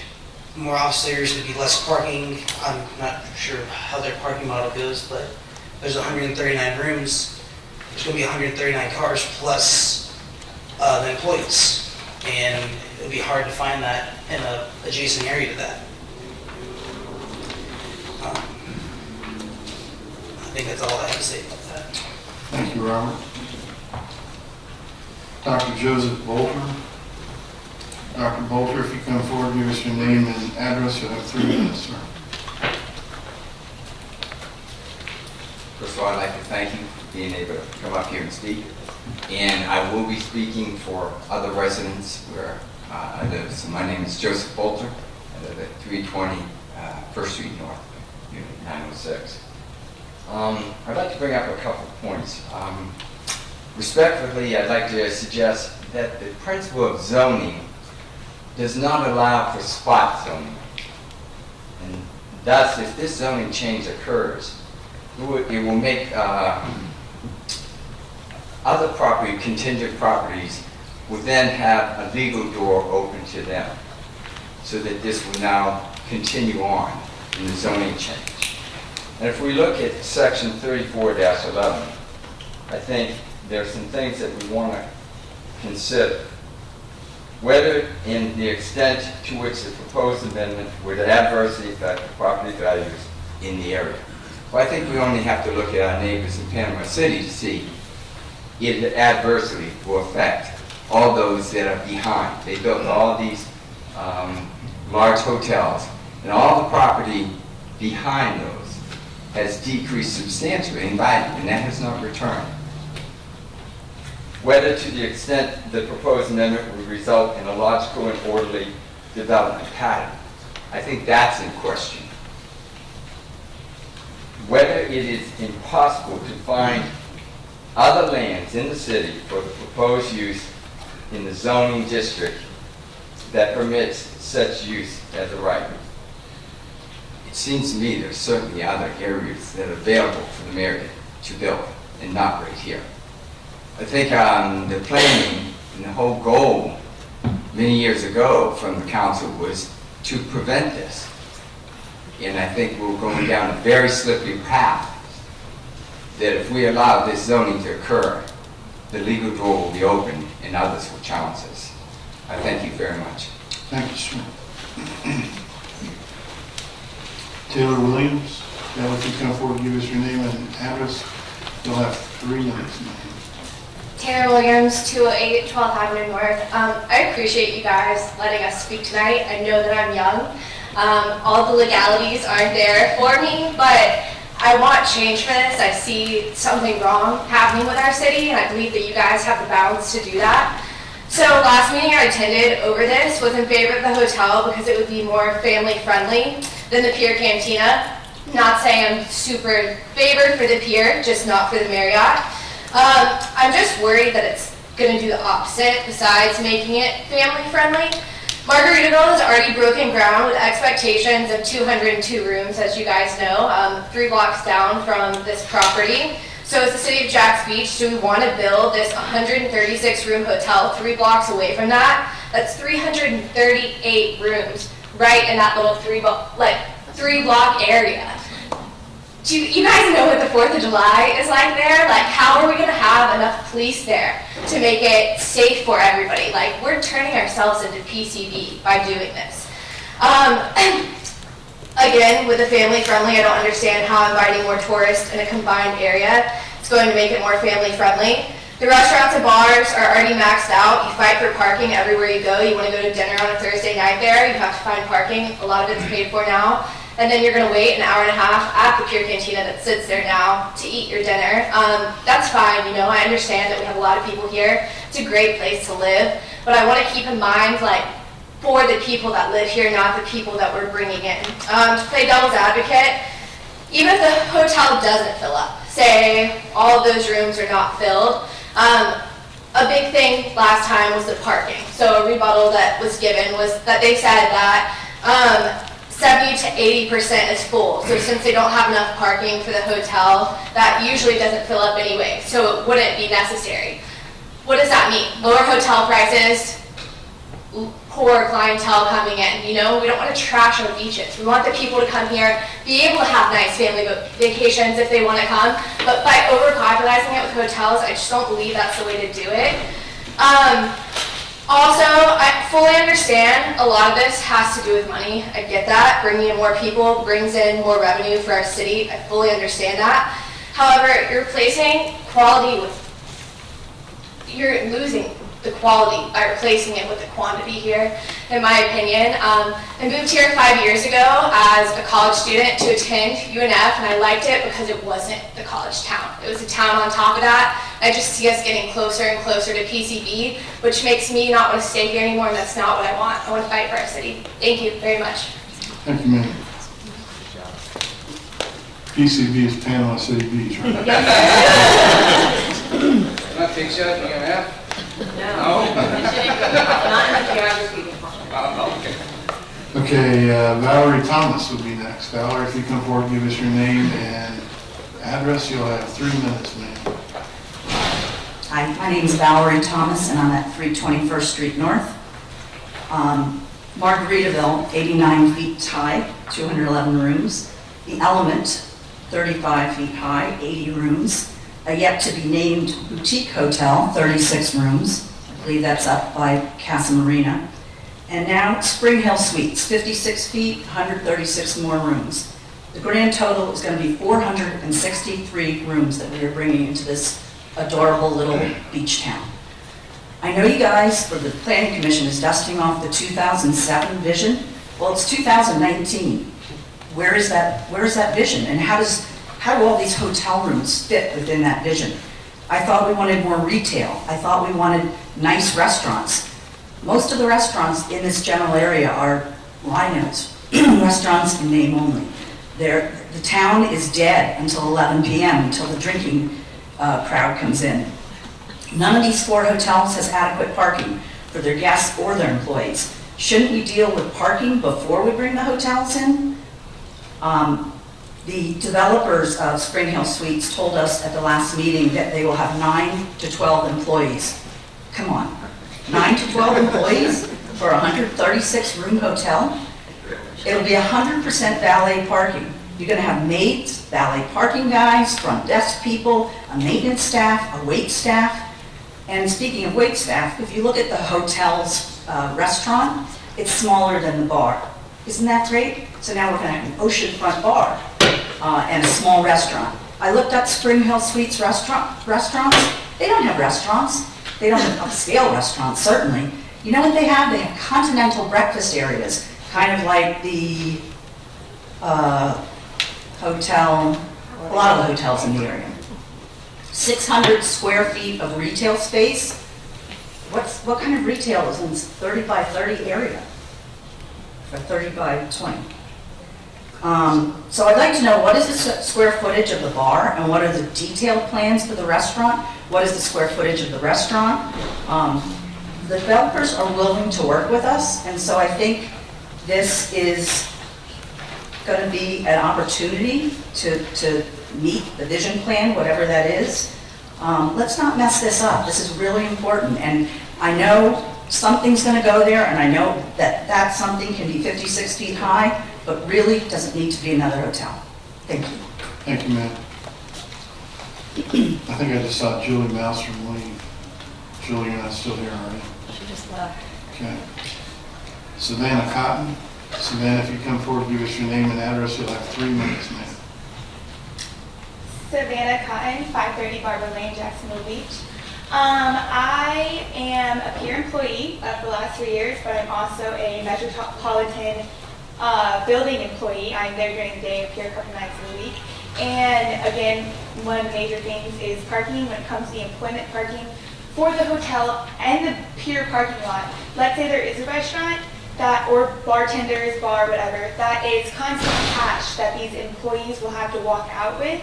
If the employee has to walk out 3 blocks or like 4 blocks, wherever the employees have to park, that is just a security measure when it comes to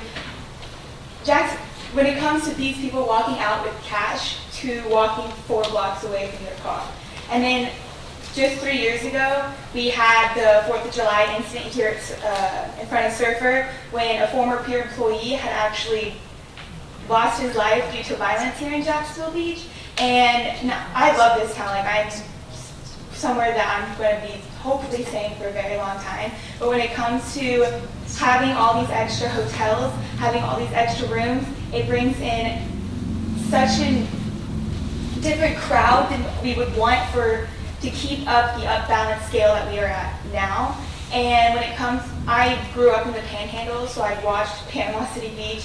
I've also watched Destin go from these small town local vibes that we have here into these giant commercialized an hour drive to the beach when you actually only live 10 minutes. I'm not saying like that's going to be here, but it's just the increasement of people when it comes to spring break and the clientele that we're looking at with all these cheaper prices hotel room.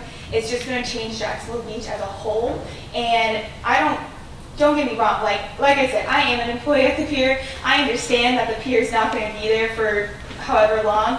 However, and I know the property is going to be something, just a 5-story hotel room when we already are a hotel and we have all these other hotels in the making. Like, how will we make it 2 restaurants or 2 restaurants and a retail store? We have so many opportunities to bring in a family-friendly environment instead of bringing in tourists that don't even live here to another hotel, just like all the other cities have. That's it. Thank you, ma'am. Gary Patel. Gary, if you come forward, give us your name and address, you'll have 3 minutes, sir. Thank you very much. Gary Patel, 725 Bon Air Circle, Jacksonville Beach. In the present form, I'm not in favor of this application, and let me explain why. First of all, the redevelopment description talks about improving safety, walkability, ocean views, that it's going to be family-friendly environment, high-quality standards, exemplary public environment, engage pedestrians and support economic viability. After spending some time in evaluating the plans, I'm not sure I read that in the plans that have been submitted. The major entrance off of First Street is now going to pretty much develop a safety issue where you have an entrance drive with stacking on one side and then First Street on the other side. You've got a real safety issue as pedestrians continue along First Street on the east side going past this entry area. All of the parking is going to be valet parking.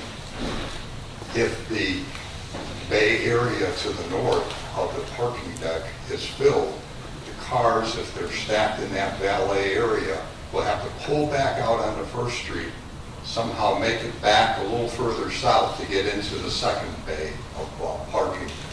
Doesn't make sense to me. I think we can do much better than that. Deliveries and garbage pickup right at the front door. There's no other place other than at the front door to have all the deliveries occur as well as garbage pickup.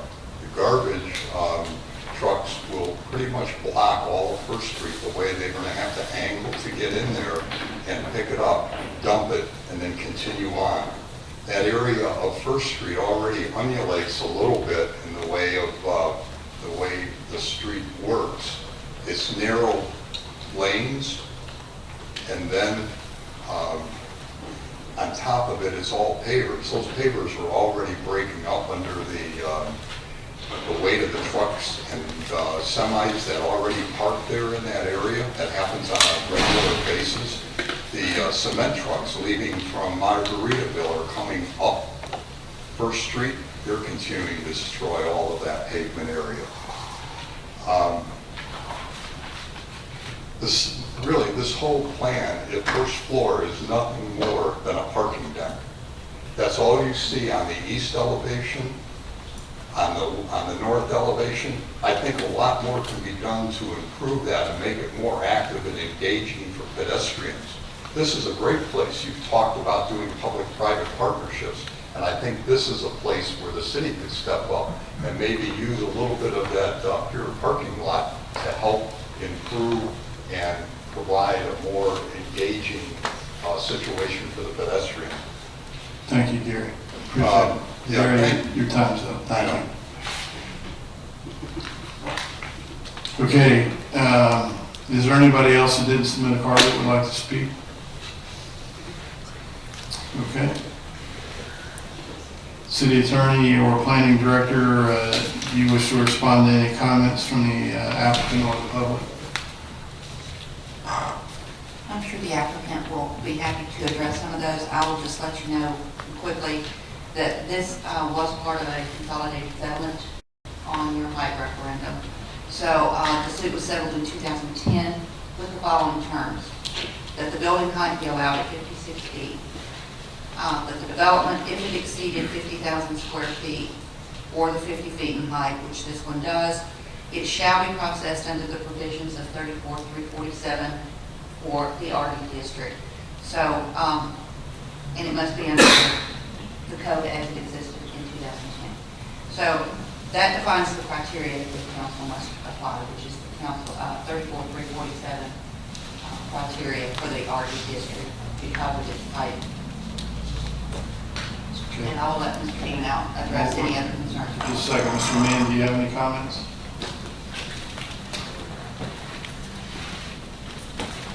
That was the main point, was that this is the subject of that court order, and the redevelopment district rezoning is required for any use of that property which exceeds 50,000 square feet, so it's per court order. Just want to reinforce that, and other than that, I'm here to answer any questions that may come up. Okay, thank you. Okay, now we're to Mr. Evenhour, the applicant, if you'd like to respond to any of the testimony of the staff or the public. Thank you very much, Mr. Mayor. My name is Steve Evenhour, 1 Independent Drive, Suite 1200, Jacksonville, Florida, 32202. I'm here on behalf of the property owner and the applicant. And as your attorney pointed out at the beginning, the test tonight is whether or not there was competent substantial evidence presented regarding the application. Your staff report is competent substantial evidence, and your staff recommends approval of this particular matter. The testimony that was taken before the Planning Commission, as well as the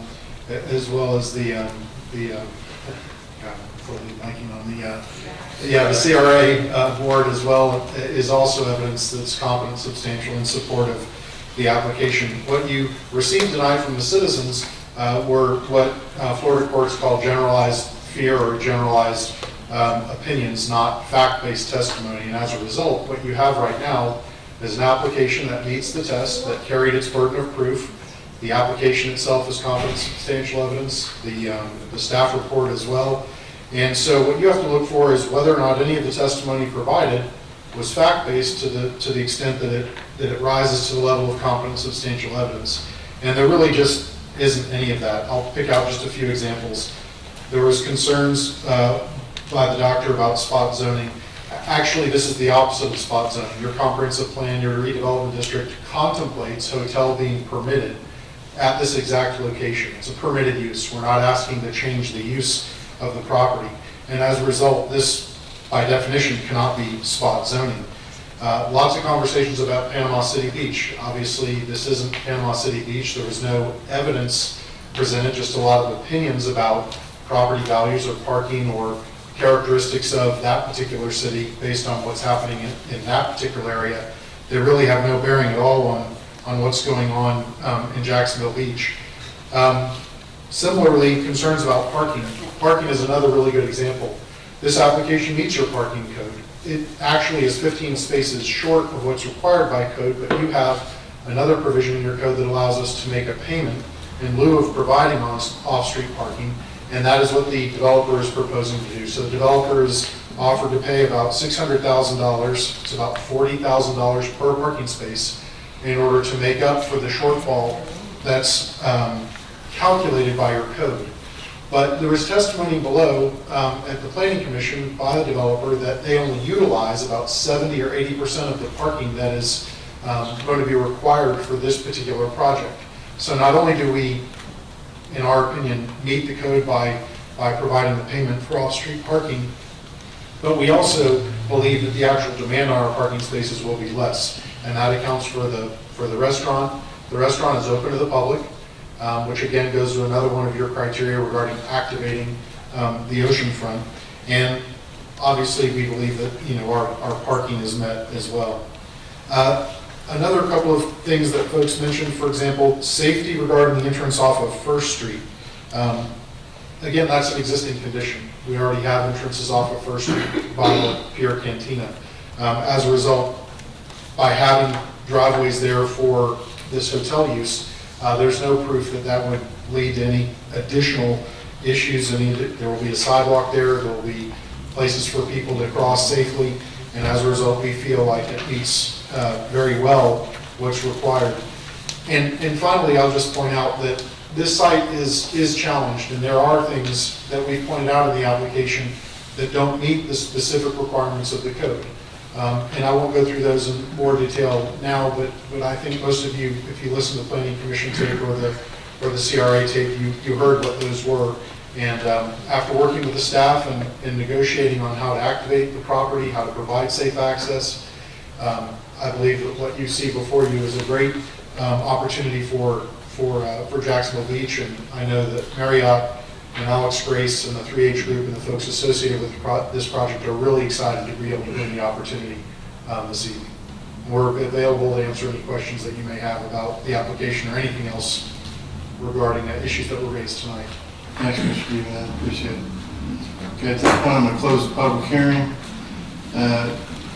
We're going to reread the motion under this format, but before we do, beginning with myself, each member of the council is requested to indicate for the record both the names of persons and the substance of any ex parte communication regarding this application.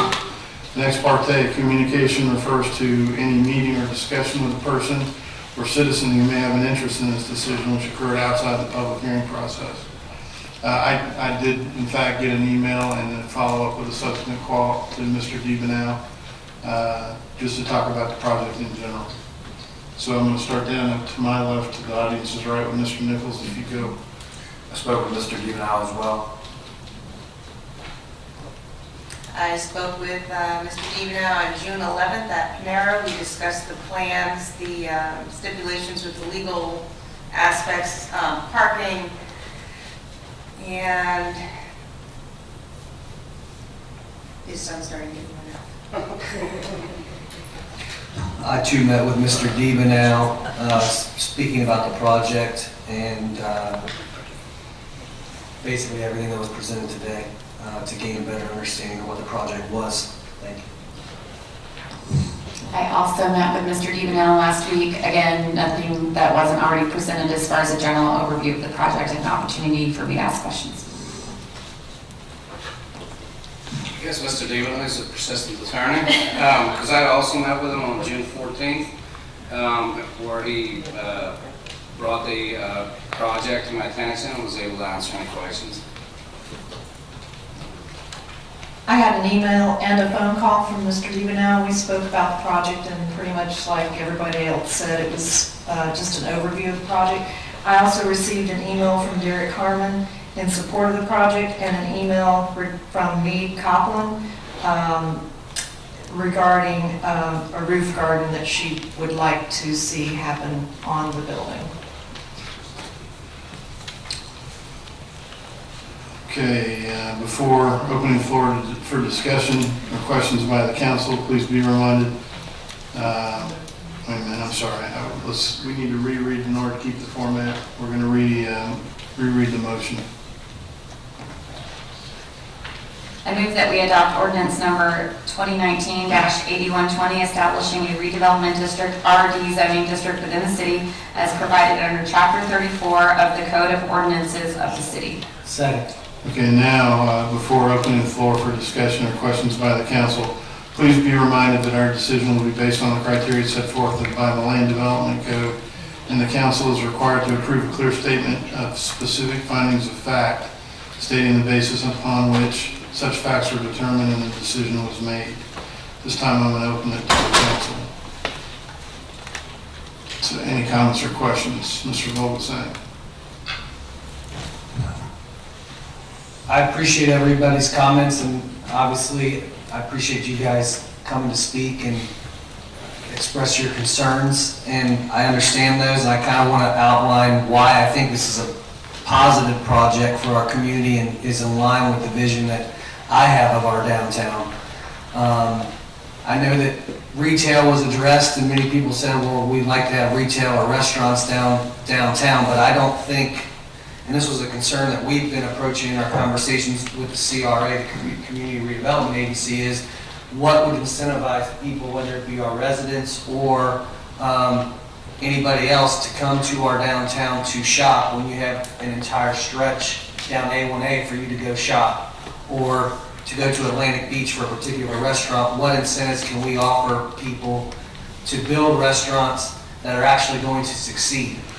I think that this opportunity provides a solid project, along with the other hotel projects that we have, to bring people to our downtown area that would make it a more family-friendly environment and create an environment outside of the bar scene that we have now.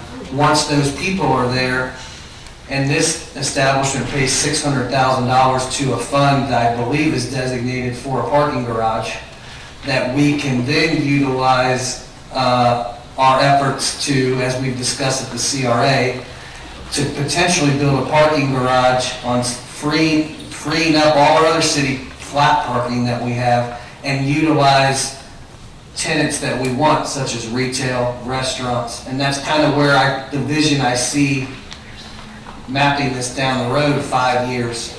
We now have a basis for people to stay in our downtown, not just there for a bar scene, which incentivizes people to bring their business downtown. And as long as we've provided sufficient parking through, let's say, a parking garage, That opens up other city property, which we own a lot of downtown, to be able to utilize that for businesses and restaurants.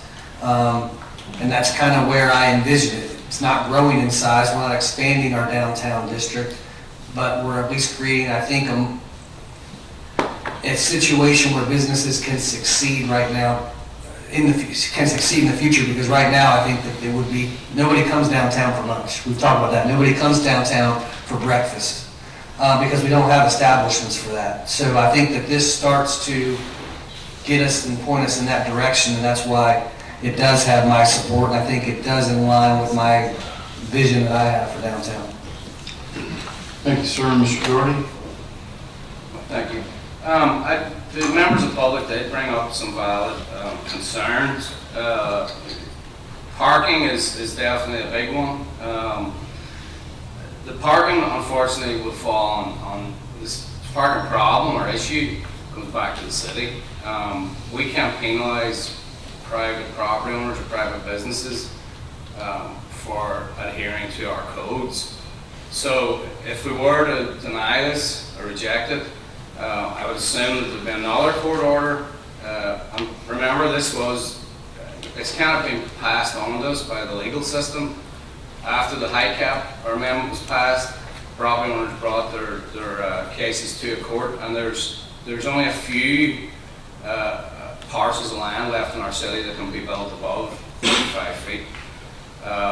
As the attorney, Mr. Dillon, mentioned, there are statements of fact from the court saying that as long as they adhere to our code, our building code, land development code, there should not be grounds for dismissal of this.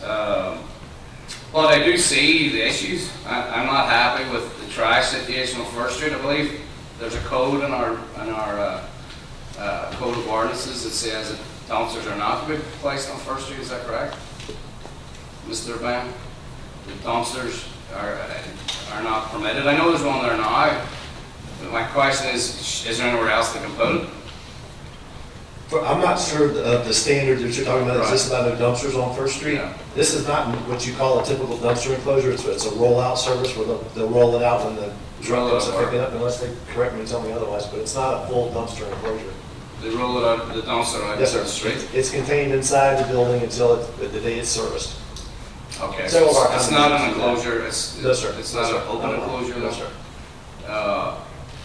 But so that, you think that's going to be troublesome as far as they're going to manually bring a dumpster out every day to the street? It's actually where it's housed is in the front of the building, so it's not that far a distance. And as I said, several of those, if you drive down First Street on trash day, you'll see several of the condominiums have that same type service. It's a half, they call it a half box. It's not a full-size dumpster.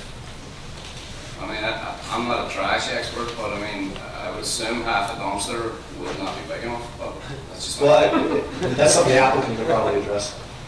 Well, I mean, I do have questions for the applicant. Thank you for Yes, sir. clarifying that. Parking, yeah, that's an impact to the downtown area is going to be an issue, whether you agree or disagree with this motion. More people, more use equals more traffic. Again, this is something that we're going to have to, with the help of the CRA, work towards a solution or a way of actually minimizing the impact to our residents.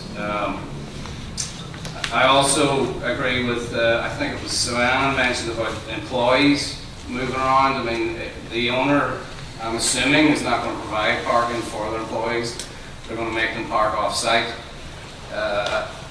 That's been an ongoing issue with the downtown area now, where people that are on low-income jobs cannot park where they work. So there's always that public safety issue. 9 employees is wrong. If you're going to operate with 9 employees, I wouldn't bother. My background's in bar restaurant. You'll not do it with 9. So I would get real on those numbers. And make sure that there's adequate parking for them. If they're a priority to you, if not, then don't bother. The other thing, and this is for the applicant, I don't know, Mr. Dignan, if you want to answer. I did have questions about how the business selects tenants for retail and restaurant, whether they're run by the management company or they're subleased to a third party. Sure, so the restaurant will be managed by the hotel operator itself. As far as the retail and how it's selected, that'll be up to the developer and the property owner. It's not determined right now whether it'll be an affiliated business or if it will be completely separate and open to a third party. But to answer some of your other questions, on the number of employees, there was a pretty robust discussion at the CRA regarding the number of employees, and what was discussed was the maximum number of employees on a shift. And the discussion was that on the shift for the cleaning crews, that those are typically in the mornings when folks are checking out of the hotel. So the employees actually park on site, and that includes the folks that work in the restaurant. There is parking that's available for all their employees on site, and whether they're someone that works in the restaurant or it's someone that cleans the hotels. That doesn't eat into the room numbers? And so, well, what it does, again, the way that it works is that you have people arriving for check-in in the late afternoon, and then you have cleaning folks coming in the morning. And so there's an offset in the way the building operates, so that there is parking available. Again, the gross numbers, our code requires one parking space per room, or about 136 parking spaces. We are providing 123 or 122, leading to that shortfall in the 13 or 14 range. So operationally, it works, and the developer and the hotel operator testified to that effect in the Planning Commission, and they operate dozens and dozens and have developed hundreds of hotels using this type of a ratio for parking versus rooms. So there was a pretty detailed conversation about that. So the notion that folks will be walking out after working on the shift with their tips to go somewhere else and park somewhere else, I'm sure it may happen at some point, but there will be parking available for employees on site. Similarly on traffic, the traffic, again, a 49,000 square foot building under our settlement agreement could have been permitted under retail without going through the RD rezoning. Now, we'd have to make parking, and there's a lot of other things that would have to happen. But if this was just developed as strip retail, it would generate as much, if not more traffic than a hotel. And again, we can talk more about that if that's where we want to go, but I think that's one of the reasons why this use is one that was contemplated, frankly, by your comprehensive plan and the downtown overlay. And then finally on trash, if you look at the plan on the left-hand side, you can see that the bottom floor is 2 stories. There's a 2-story opening, like the hotel rooms don't start as low on the 2nd story. They go up on the 3rd floor, so there's a 2-story opening there from the ground floor going up to the 3rd. That's to allow deliveries of big trucks, as well as the garbage trucks, to go in and take the roll-off containers that are pushed out in the mornings. They're serviced by a compactor, so the trash is compacted on site and then rolled out, and that allows the trucks to be able to lift the compacted trash up and dump it without blocking all of the street. Again, will there be streets blocked? I guess depending driver to driver, we can't say it will never be blocked, but there's an accommodation made in the design of the project to allow the driver to get off the street to dump the trash, and you can see the design the way it is in the plan. Okay. Yeah, thank you for your answers. I'm a big proponent in kind of what happens in real life as opposed to what happens from a legal perspective. Sometimes they don't match. There will be cars left over. There will be times when, and I'm just being realistic, there will be times where there's not enough parking for the staff or the restaurant/bar customers, because what we're dealing with here is what is required by our code in order to permit this. But in all reality, we kind of know that it might be slightly different. Again, it's not your problem, it's not the client's problem. Just bringing into this forum to state that I know that there's going to be unintended consequences from all these hotels, not just this one. Again, that's for us to take care of, not for you. I appreciate your answers. It's a difficult thing because there are not a lot of as a council, there's not a lot of things that we can direct people to do, especially if they're a private entity. They're not looking for anything off us except for us to grant this rezoning. And I think, well, what would the alternatives be? As mentioned before, they could do an under 50,000 square foot retail or restaurant, a big restaurant, for without asking for rezoning. With the rezoning, he's mentioned the bottom step, they're way out of the parking requirement. I mean, that's applicable under our code, that's why it's there. Yeah, the money's a good thing, but there also will be, it's a penalty because we know it causes issues. But really, what else could it be? We have limited height in our city. I assume that this is probably one of the last lots. People mentioned about the Margaritaville, what was known as the Dolphin Depot property, and here on 3rd Street, where the Element is going to go in. I see this as probably the last one. Am I wrong? Is there other properties that can be developed this way? That have not. What have we got left on the books? Bill being Planning Development Director, there are 2 other parcels that we haven't spoken of, 3. If you count the Waterfall condominium between 14th and 15th, that's a vested height property. What we used to call the Goodwill property, that's the strip center that's got deli cone in it. That's the north half of the block, north of Main. That's vested. That's got vested building height, and the vacant lot adjacent to Casa Marina, between the Casa Marina building and the back of our public restrooms, that grass lot, that's got 50-foot. Actually, I believe it's the entire Casa parcel has 50-foot building height. So there are several more, but not that many. Are there, I know of those properties, are you aware of any plans to develop the ones? Not for the 2. Well, the Waterfall condominiums being marketed right now. They're trying to sell units for that. I don't know of any immediate plans for the Casa Marina property, nor for the deli, well, what we call the Goodwill property, the deli cone property. I don't know any plans for that right now. No, sir. And what did you say they're permitted to build? 50 on the Casa? I know 50 foot even at Casa Marina. I don't want to misspeak on the one for deli cone, but it's in that range. I don't remember what the exact square footage. No, that's it. Yes, sir. Okay. That we know about. All right, well, I correct myself. This isn't the end of it. There's 2 more. But, you know, again, what do they do with them? They're either going to build condos or they're going to build hotels. So, yeah, looking at the facts, I'd have to, you know, agree that we permit this rezoning. It might be everybody's cup of tea, but, you know, our hands are kind of tied. That's it. Thank you. Thank you. Ms. Dumont?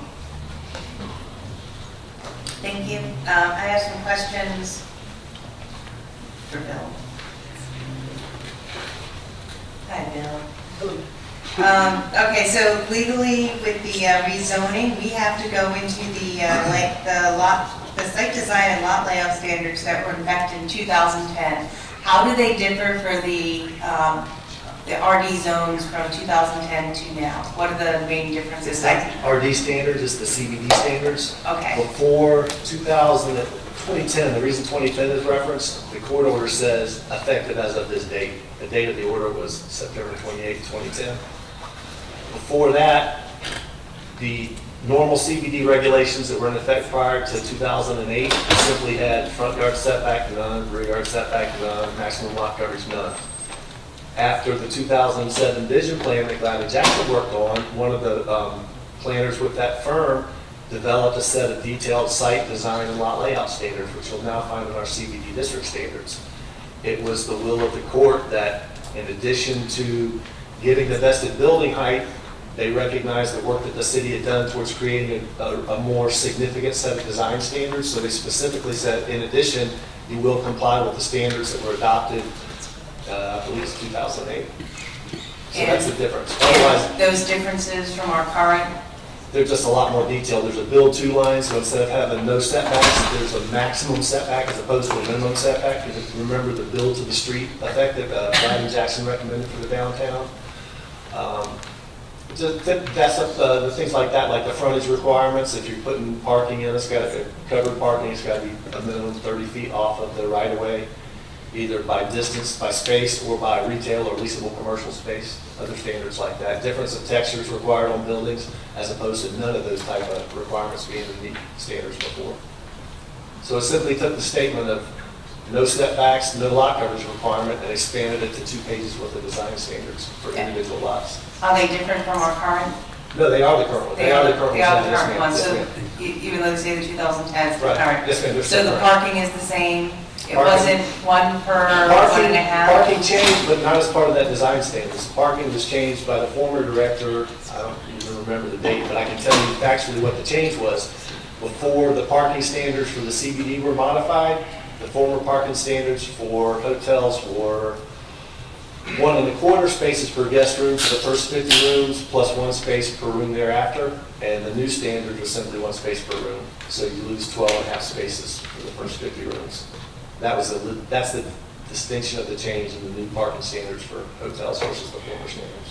Okay, and if they're rezoned RD, do they still go by the other standards because it's by court? They still go by the new standards, except for the fact that an RD rezoning is designed, just like a PUD rezoning is, to design to generally conform with the standards, but it allows a certain amount of flexibility. Okay, and this plan that they're presenting fits all of that? Yes, ma'am. Well, for instance, the lot coverage, there's not a specific lot coverage standard. Well, for the CBD, there is now. I think it's 90%, but that's one of the requested standards because, as proposed, this would be 100% lot coverage, as are a lot of similar properties around that area. So that would be a request that's for flexibility that's not in the CBD standards now, but they're wishing to do with this hotel. So that's one departure. And that's part of what, when you approve the RD zoning, you're saying, yes, we agree that those are under allowable exceptions. Thank you. Yes, That's all my questions. Ms. Bowling? Oh, I'm sorry. I'm done. I'm just done with Bill. I'm just done with Bill. I also want to congratulate, and that I love seeing young people speak at these meetings. Congratulations, my hat's off to you.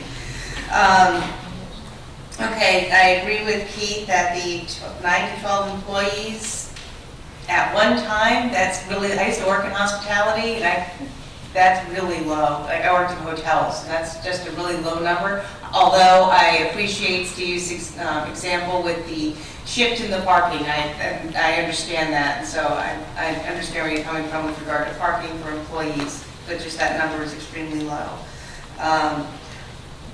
Because they are vested at 56 feet, it has to be rezoned to RD. Just it's because if they want to use their full 56 feet. So that's kind of like that. It's a push and pull thing.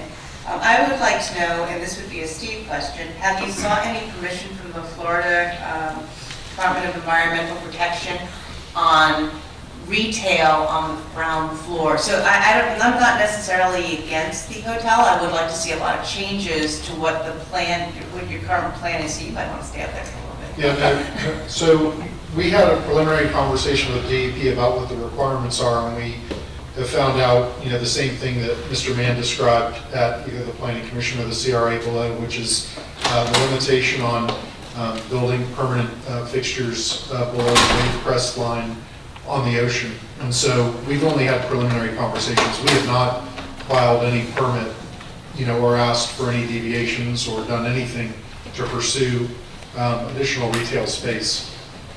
And one of the primary reasons for that is that by adding additional retail space, first of all, it's speculative because we aren't sure that there's a demand for it in that location.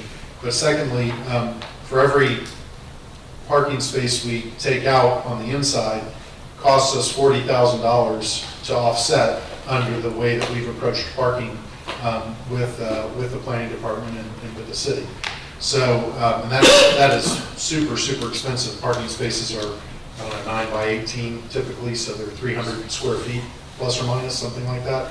And $40,000 for 300 square feet is that's a big trade. So that's a long answer to your question, but that's the answer. I asked that because Margaritaville has a restaurant and retail on the ground floor on the avenues. And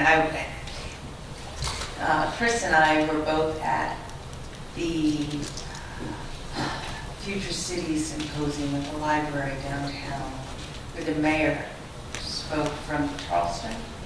And the thing that really struck me the most in that speech was when you're redesigning the city, other than corners matter, was that when you're looking at trying to change the feel of a city, how a person experiences it on the ground level is what matters. And at the ground level, people are just experiencing cars on this, and that's what really concerns me.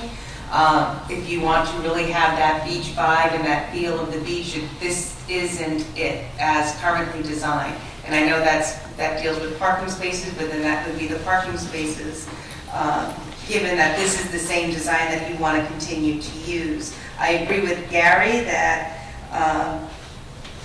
I see safety issues here with having cars come in to the south, out to the north, and that second bay, you have to have them go back around, loop on First Street to get back and go back across the sidewalk to get into the southern bay in the parking garage. So, and I understand that it's kind of hard to design things this tight, but this, because there's no circular motion in the bottom floor of the garage, it's 2 lanes in and you back out, or you turn around and come back out. You can't circle through because you're trying to maximize parking spots. I get that, but this is a safety issue which does go against the code.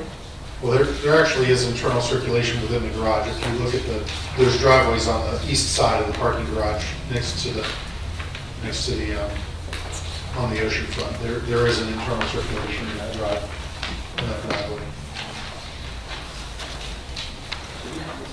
I'm seeing parking spots. Are you remembering the site plan now? I just see solid parking spots on the east.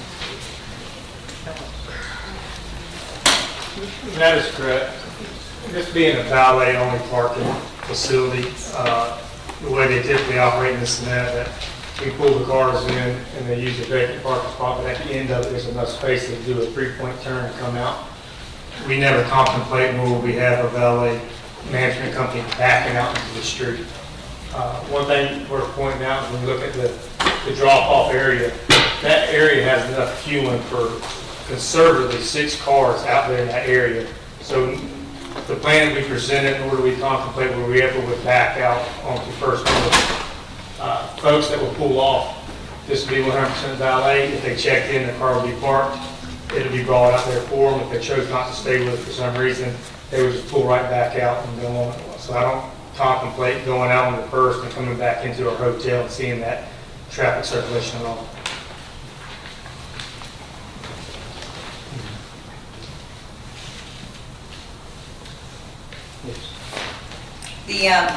I think I can see that you can do the 3-point turn in there with the size of the cars, but if you look at your traffic flow, you have them entering the drop-off area from the south.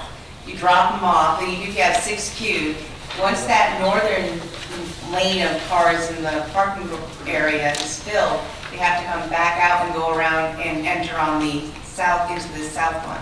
Yes, ma'am, but with the valet, all the valet parking spaces will be normal, that when they came in with the parking, we would park everything to the south. And then once that filled up, then we would park to the north. So we can go across inside the garage to get to that parking to the south. I don't know, I just don't think we're... Okay. Yeah. Fair enough. I have that one. This one's a bill question. Open space requirement.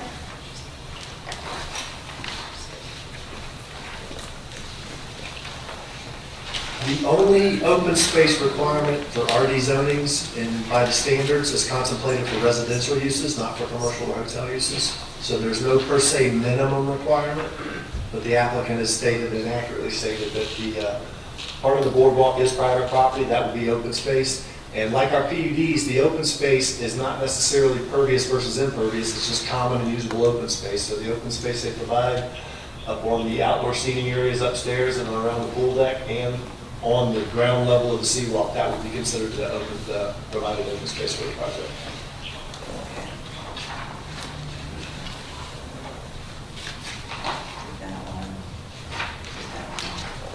zoom right through these. Ready to blow your numbers. Okay, it says here under site development, consistency with land development code, the LDC, this is section D. First, in the RD zoning district, page 5. Access would typically be prohibited along First Street North and encouraged along side streets. And I don't know who I would ask this question to use Gary's example of public-private partnership. Is the city willing to do some kind of a partnership so we can get that traffic off of First and have it entering from the north? Because that would help to clear up some of the issues with the pedestrians walking in front, as well as possibly putting some retail in the front. So I don't know who that question would go to. Anybody want to? Mike, you should take it. He's spoken the lesson. I lost his trust. First off, it would severely compromise whatever the entryway to the pier area is going to eventually look like. And even though that is a projection of the 4th Avenue Street in, that's part of the pier parking lot at this time. Right. And it would severely compromise both the dropping off of pedestrians, because that entryway into the pier is kind of a pedestrian drop off, whether you park in the pier or not. I mean, a lot of people drop their kids off the boards just so they can go surfing and come back and get them an hour later. But we didn't think that was an option from the get-go. Okay. Margaritaville was able to do that because that's 7th Avenue and what public street in. The pier parking lot's a little bit of a different beast. Okay, thank you. Then proposing to provide outdoor amenities eastward of the building within a 35-foot setback created by ordinance 4512. Right. That's the seating? Pardon? That was the seating on the boardwalk Well, area? if you look at the rendering up to the right, the one that's showing the seawall, right now there is a prohibition, and it dates from 1946 when that boardwalk was a whole different beast. It had buildings that had countertops, whatever, whether it was a shooting gallery where you stood at the edge of the boardwalk shooting in the shooting gallery, where you got a hot dog or juice or whatever. But back in the 40s, there were also peddlers out on the boardwalk. So they put that ordinance, in fact, primarily to prevent the mobile peddlers from encroaching on the hard brick and mortar businesses. Obviously, that's way out of date because we don't have that type of activity on our boardwalk. But one remnant of that ordinance is right now you can't have any structures east of that no build line. Well, the proposed stair tower coming down onto the boardwalk would be in that area. I've also had discussions with another developer who is developing at the opposite end of the seawalk, and in order for them to do significant enhancements to one of the less than attractive buildings on our seawalk right now, they would like to have some type of enhancement level. So Ms. May and I have been working on an ordinance that would allow certain structures limited to stairwells, balconies, awnings, and structural supports within the first 8 feet seaward of the building line. In fact, I got another application in today from yet a third seawalk area vendor or property owner wants to enhance their seawalk by putting an awning out. Right now, they can't even do that. So we're trying to do, that's why staff taking it on, because it's not just for the benefit of this project, it's really for the benefit and the redevelopment of at least the facade of the whole seawalk area. And just for visual purposes, with regard to how the current outdoor seating is at the pier, that would be on the boardwalk. Right. The best way, yes ma'am, that's on the privately owned. What happened is when a certain amount of that property became available, it wasn't given to the property owners. The city made available by quitclaim deed if you wanted to recapture some of that area that was out on the wider boardwalk at the time. And different property owners have done that. Some of them have, some of them haven't, excuse me. But any of the outdoor seating areas you see right now, they have kind of a corral fence around them that's required by liquor license. None of those are permanent construction because of this 1946 vintage ordinance. Okay, thank you. Yes, ma'am. Back to Steve.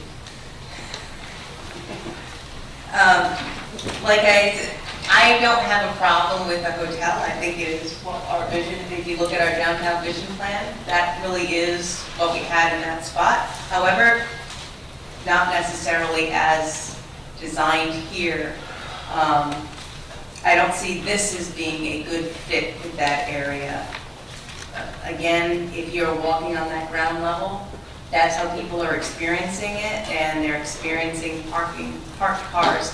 And I understand there's that push and pull with you need the parking spaces There were a lot of money, you put retail down there, you have to spend a lot of money. But I would like to see that changed a bit, as well as just the design. We have a lot of great things going on downtown right now. They're slowly popping up. But, and you're the attorney for the property on the corner of 4th and 1st.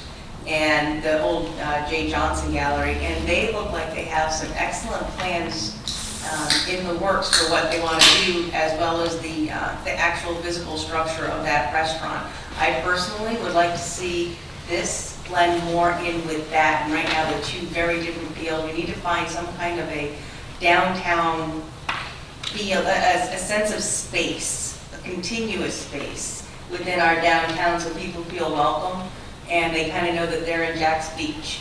And this is kind of breaking up the feel with this design and a different design. If we can do something about the design and the retail, I would be a lot more comfortable with this. All that said, I understand parking and that issue, but I would be more comfortable if you have a smart designer over there, and I'm sure he can be creative to be able to meet a lot of the requests of not just me, but the citizens. And I listened to the planning commission meeting, and they had a lot of the same concerns, and of course the rooftop garden.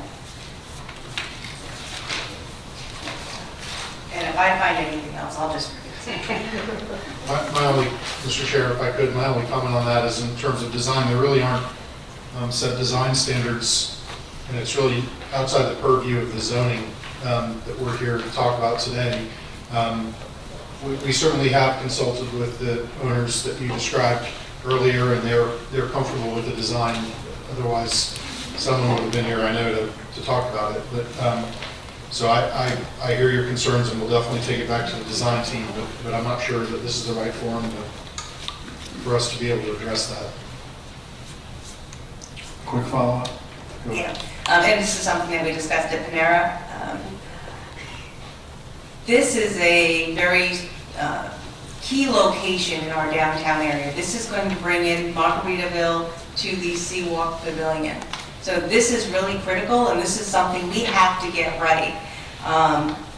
And that's why we really have to spend a lot of time. And I know that's not necessarily design right now. This is really a rezoning into an RD district. But this is something that I just want the owner and the designer to really understand the criticality of this one location, along with the pier and all the work that's going to be going on there. This is going to be the heart of our downtown, and we want that heart to be fabulous. And that's why you're getting some pushback, because I think this is kind of scaring some people, but we just really, this needs to be done right. And that's something that we talked about. 6 years I sat in my kitchen looking at it to know exactly how things moved in there until I redesigned it.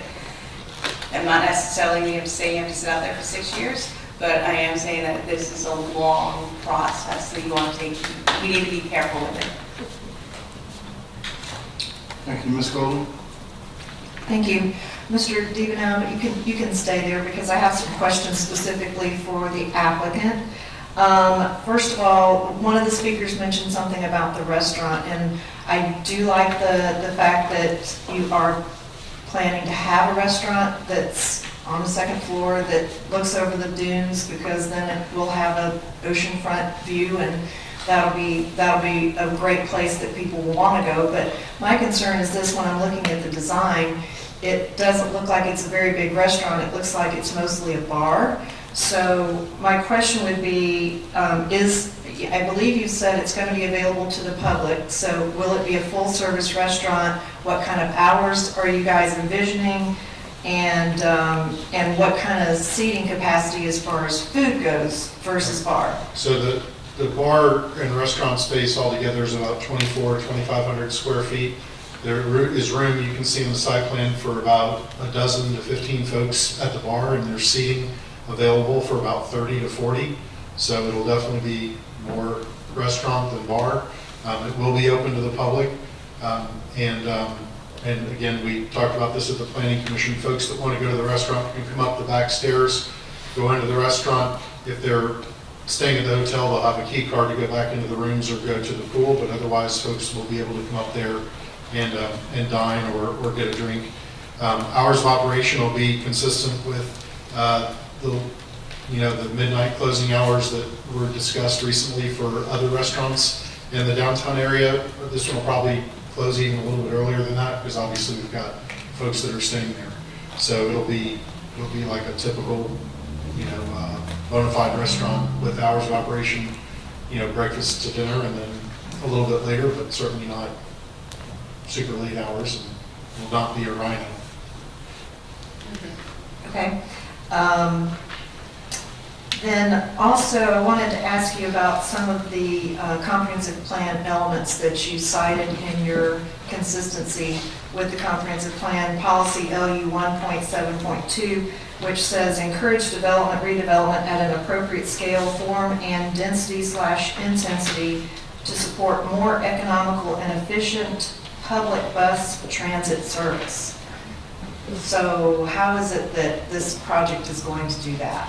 Well, I think that the focus of that, as I'm rereading that, was probably on the first 2/3 of that sentence, and the bus transit service maybe was one. I'm not sure where the closest bus stop is to this particular location, but certainly what they found in their operation of their hotels is that shared ride services through Lyft and Uber and other services is a way that a lot of folks arrive at this facility. And I think that we are trying to capture that essence, the use of mass transit or shared transit, the shared economy, for that particular policy. And then the development and redevelopment, I think, is apparent. It's a redevelopment of a former restaurant. And the density and the intensity, it's not as dense of a use as could go there under the plan, but it certainly is an intense use, but not as intense as could go there either. So I think we were trying to capture all of those thoughts when we cited that particular policy. Okay. And then objective 1.9, you cited that one. I'm just going to read it real quick. Design of commercial and industrial developments. Commercial and industrial development / redevelopment will be designed to enhance access and circulation and result in a positive and attractive built environment. Now I'm going to take it a step further. In the comprehensive plan, that leads to the policy, which is LU 1.9.1, which says the city shall promote pedestrian amenities and upgrades in association with new development, redevelopment, and gateway corridors, and that lists Beach Boulevard, A1A, and Penman, including but not limited to the provision of sidewalk and bike path connections, walk lights, benches, bus shelters, and bicycle parking. So I'm just wondering, in support of that objective that you cited, are you guys doing anything to maybe enhance sidewalk and bike path connections, or walk lights, or benches, bicycle parking? Because I didn't really see anything in the proposal about that. So on First Street, obviously there'll be sidewalks on the ocean side. We already talked about the pedestrian plaza that's out in front on the ocean walk. To our south, obviously, is another building, and then to our north is the existing Jacksonville Beach parking lot. So I guess I would answer your question by saying we're doing the very best we can with the space that we have available. And again, I guess we've already learned this evening from Ms. Dumont that the attractive built environment may be in the eye of the beholder, because certainly Marriott and the developers love this design. The folks across the street don't have any objection to it. They've objected to other hotel projects that I've represented vociferously, but they actually, like this design as well. So that's a tough one to interpret. But in the pedestrian circulation in the area and the access, we feel like it's an improvement over what exists today. Any possibility you'll do bicycle parking though, because that's something that's very important for the beach environment? There is certainly room for bicycle parking on the site, and we will definitely figure that out if that's something that the council wants us to provide, because there are spaces for us to be able to provide that. Okay. And then, Mr. Mann, I have a question for you.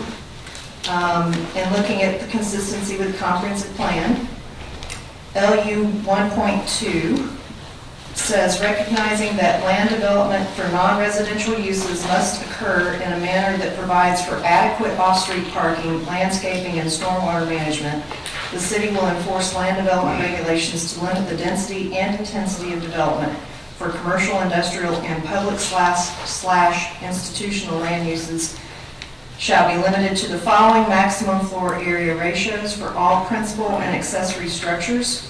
Then it goes on to say, projects developed in cooperation with the city and the Community Redevelopment Agency pursuant to Chapter 163 are required to have a 3.0 floor area ratio maximum.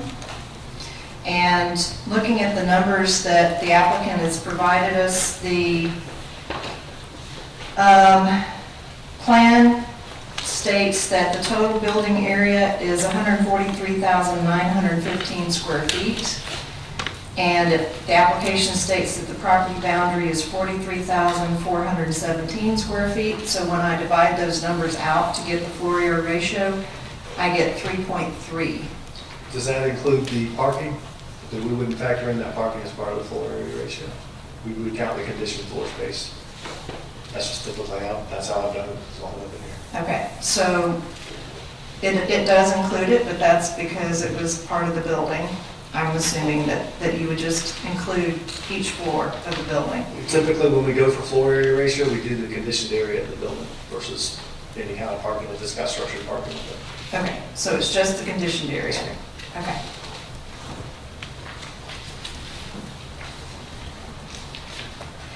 Okay, that's all I had for you, Bill.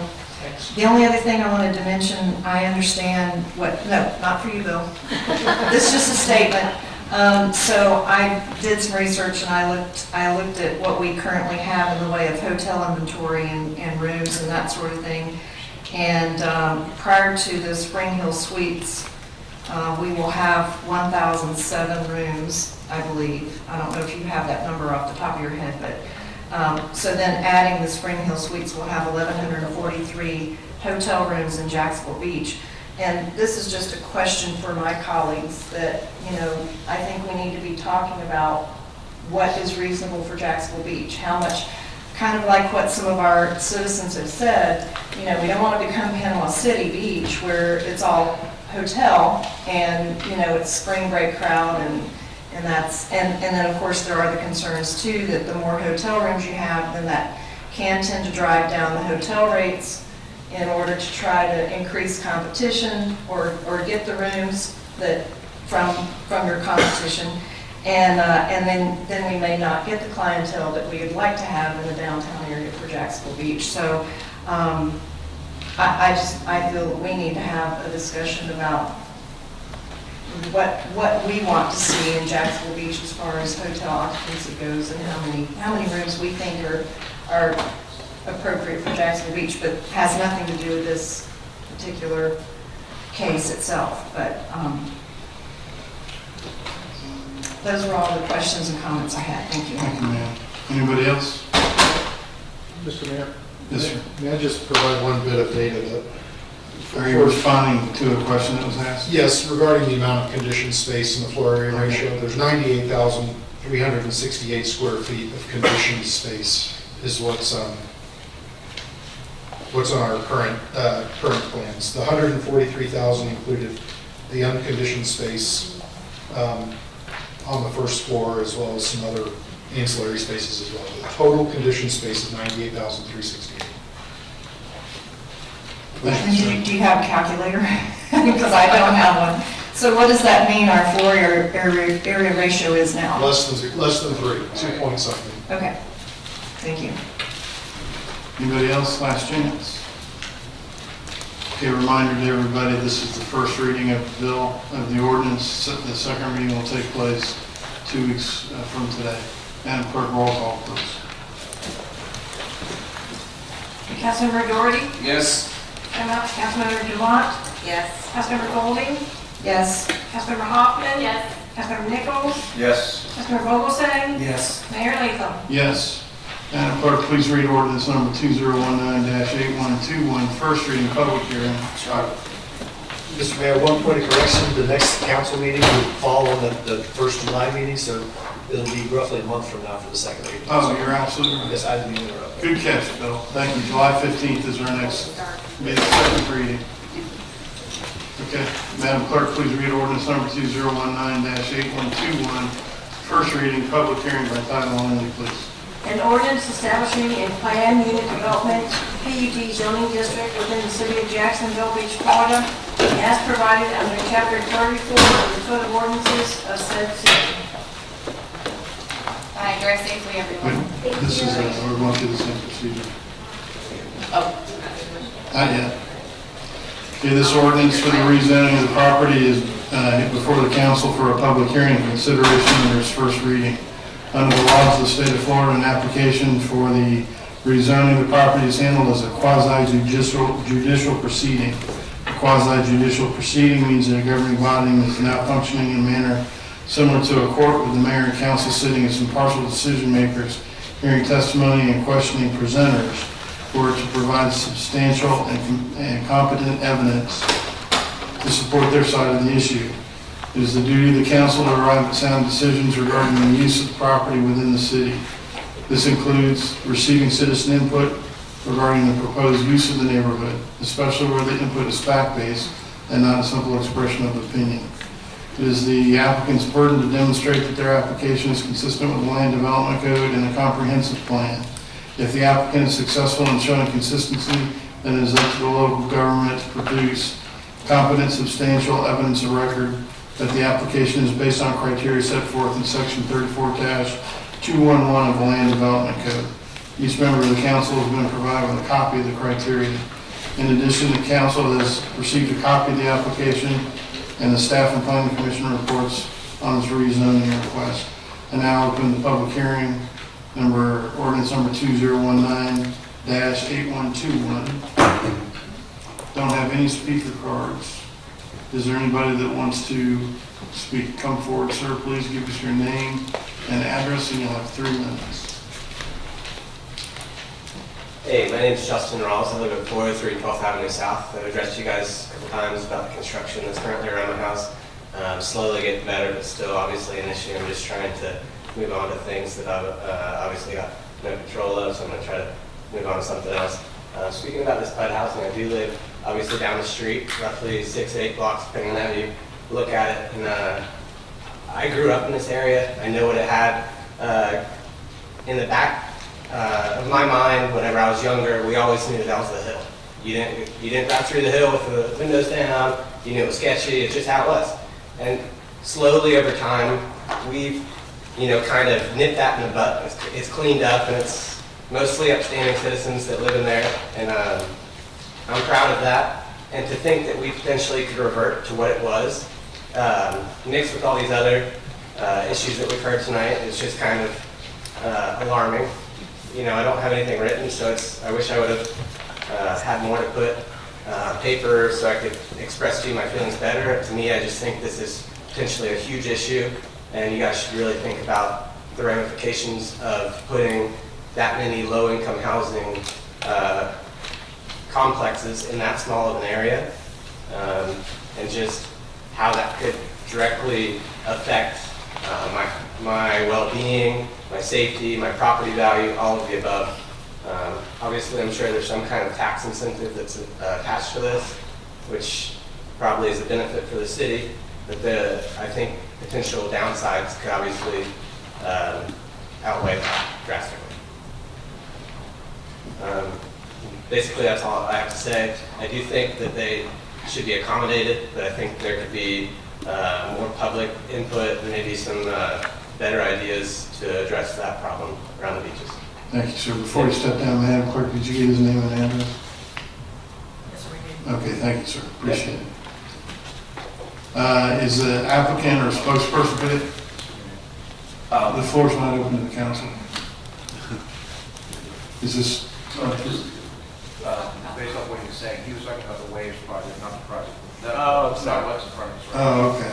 Okay, I'm sorry. I thought that was Holden. That's right. Yeah. You thought it was Holdenhausen? Yeah, I'm sorry. I'm sorry. Our project. Thank you, Commissioner. Okay. So now applicant or spokesperson for the applicant present? Yes. Good evening, Mayor. Thank you for your time tonight and council as well. On behalf of the applicant, my name is Gabe Bobe. I live at 354 Royal Term Road South, Ponte Vedra, Florida. I'm here with Melissa Gilreath, who's the manager.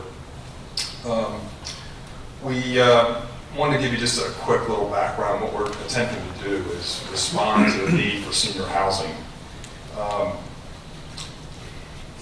Many years ago, 30 churches came together and recognized there was a need, and they gathered around and were able to tackle that problem.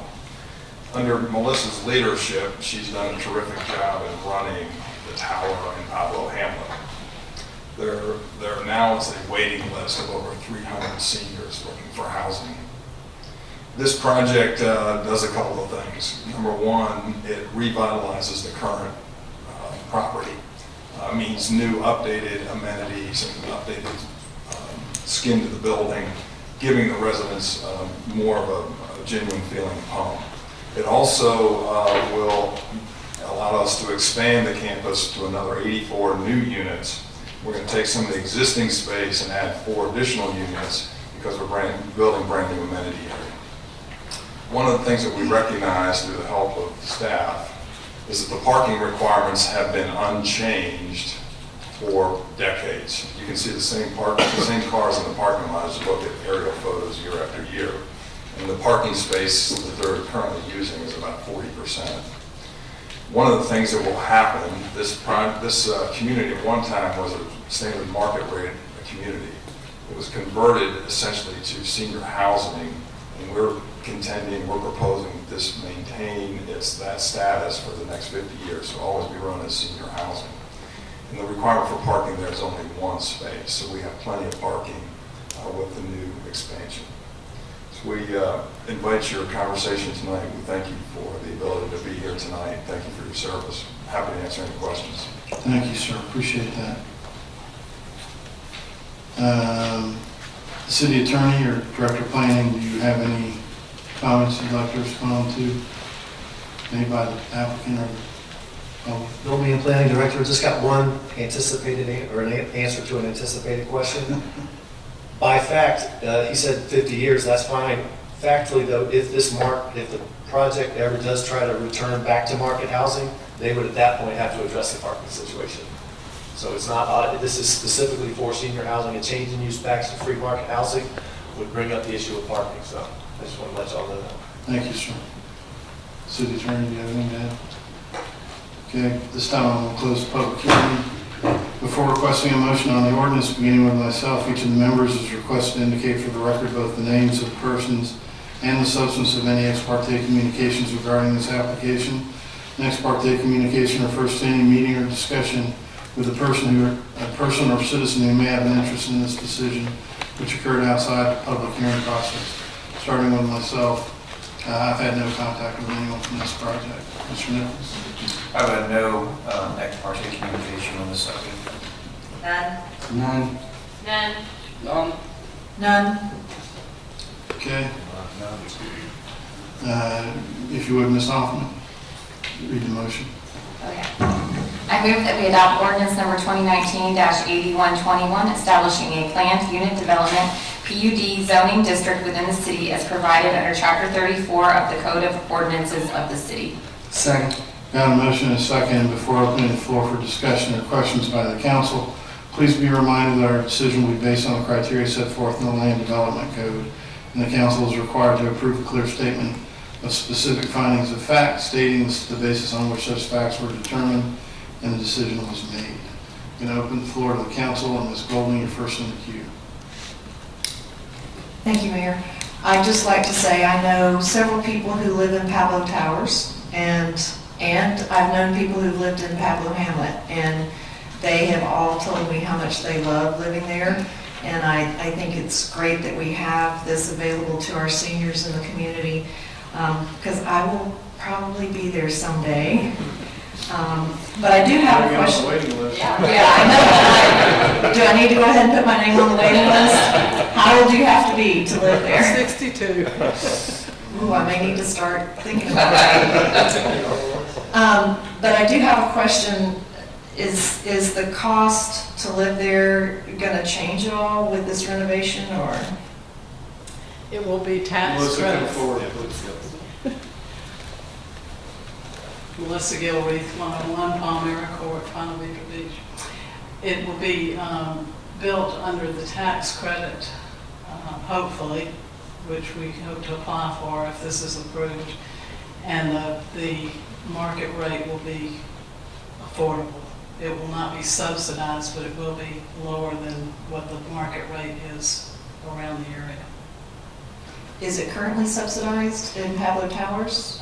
Yes, 168 units at the towers, and all of the units at the hamlet are currently subsidized. The residents pay 30% of their gross income in rent. So will the ones that currently live there, they'll still pay the same thing, or? They will continue to be subsidized and will continue to be affordable.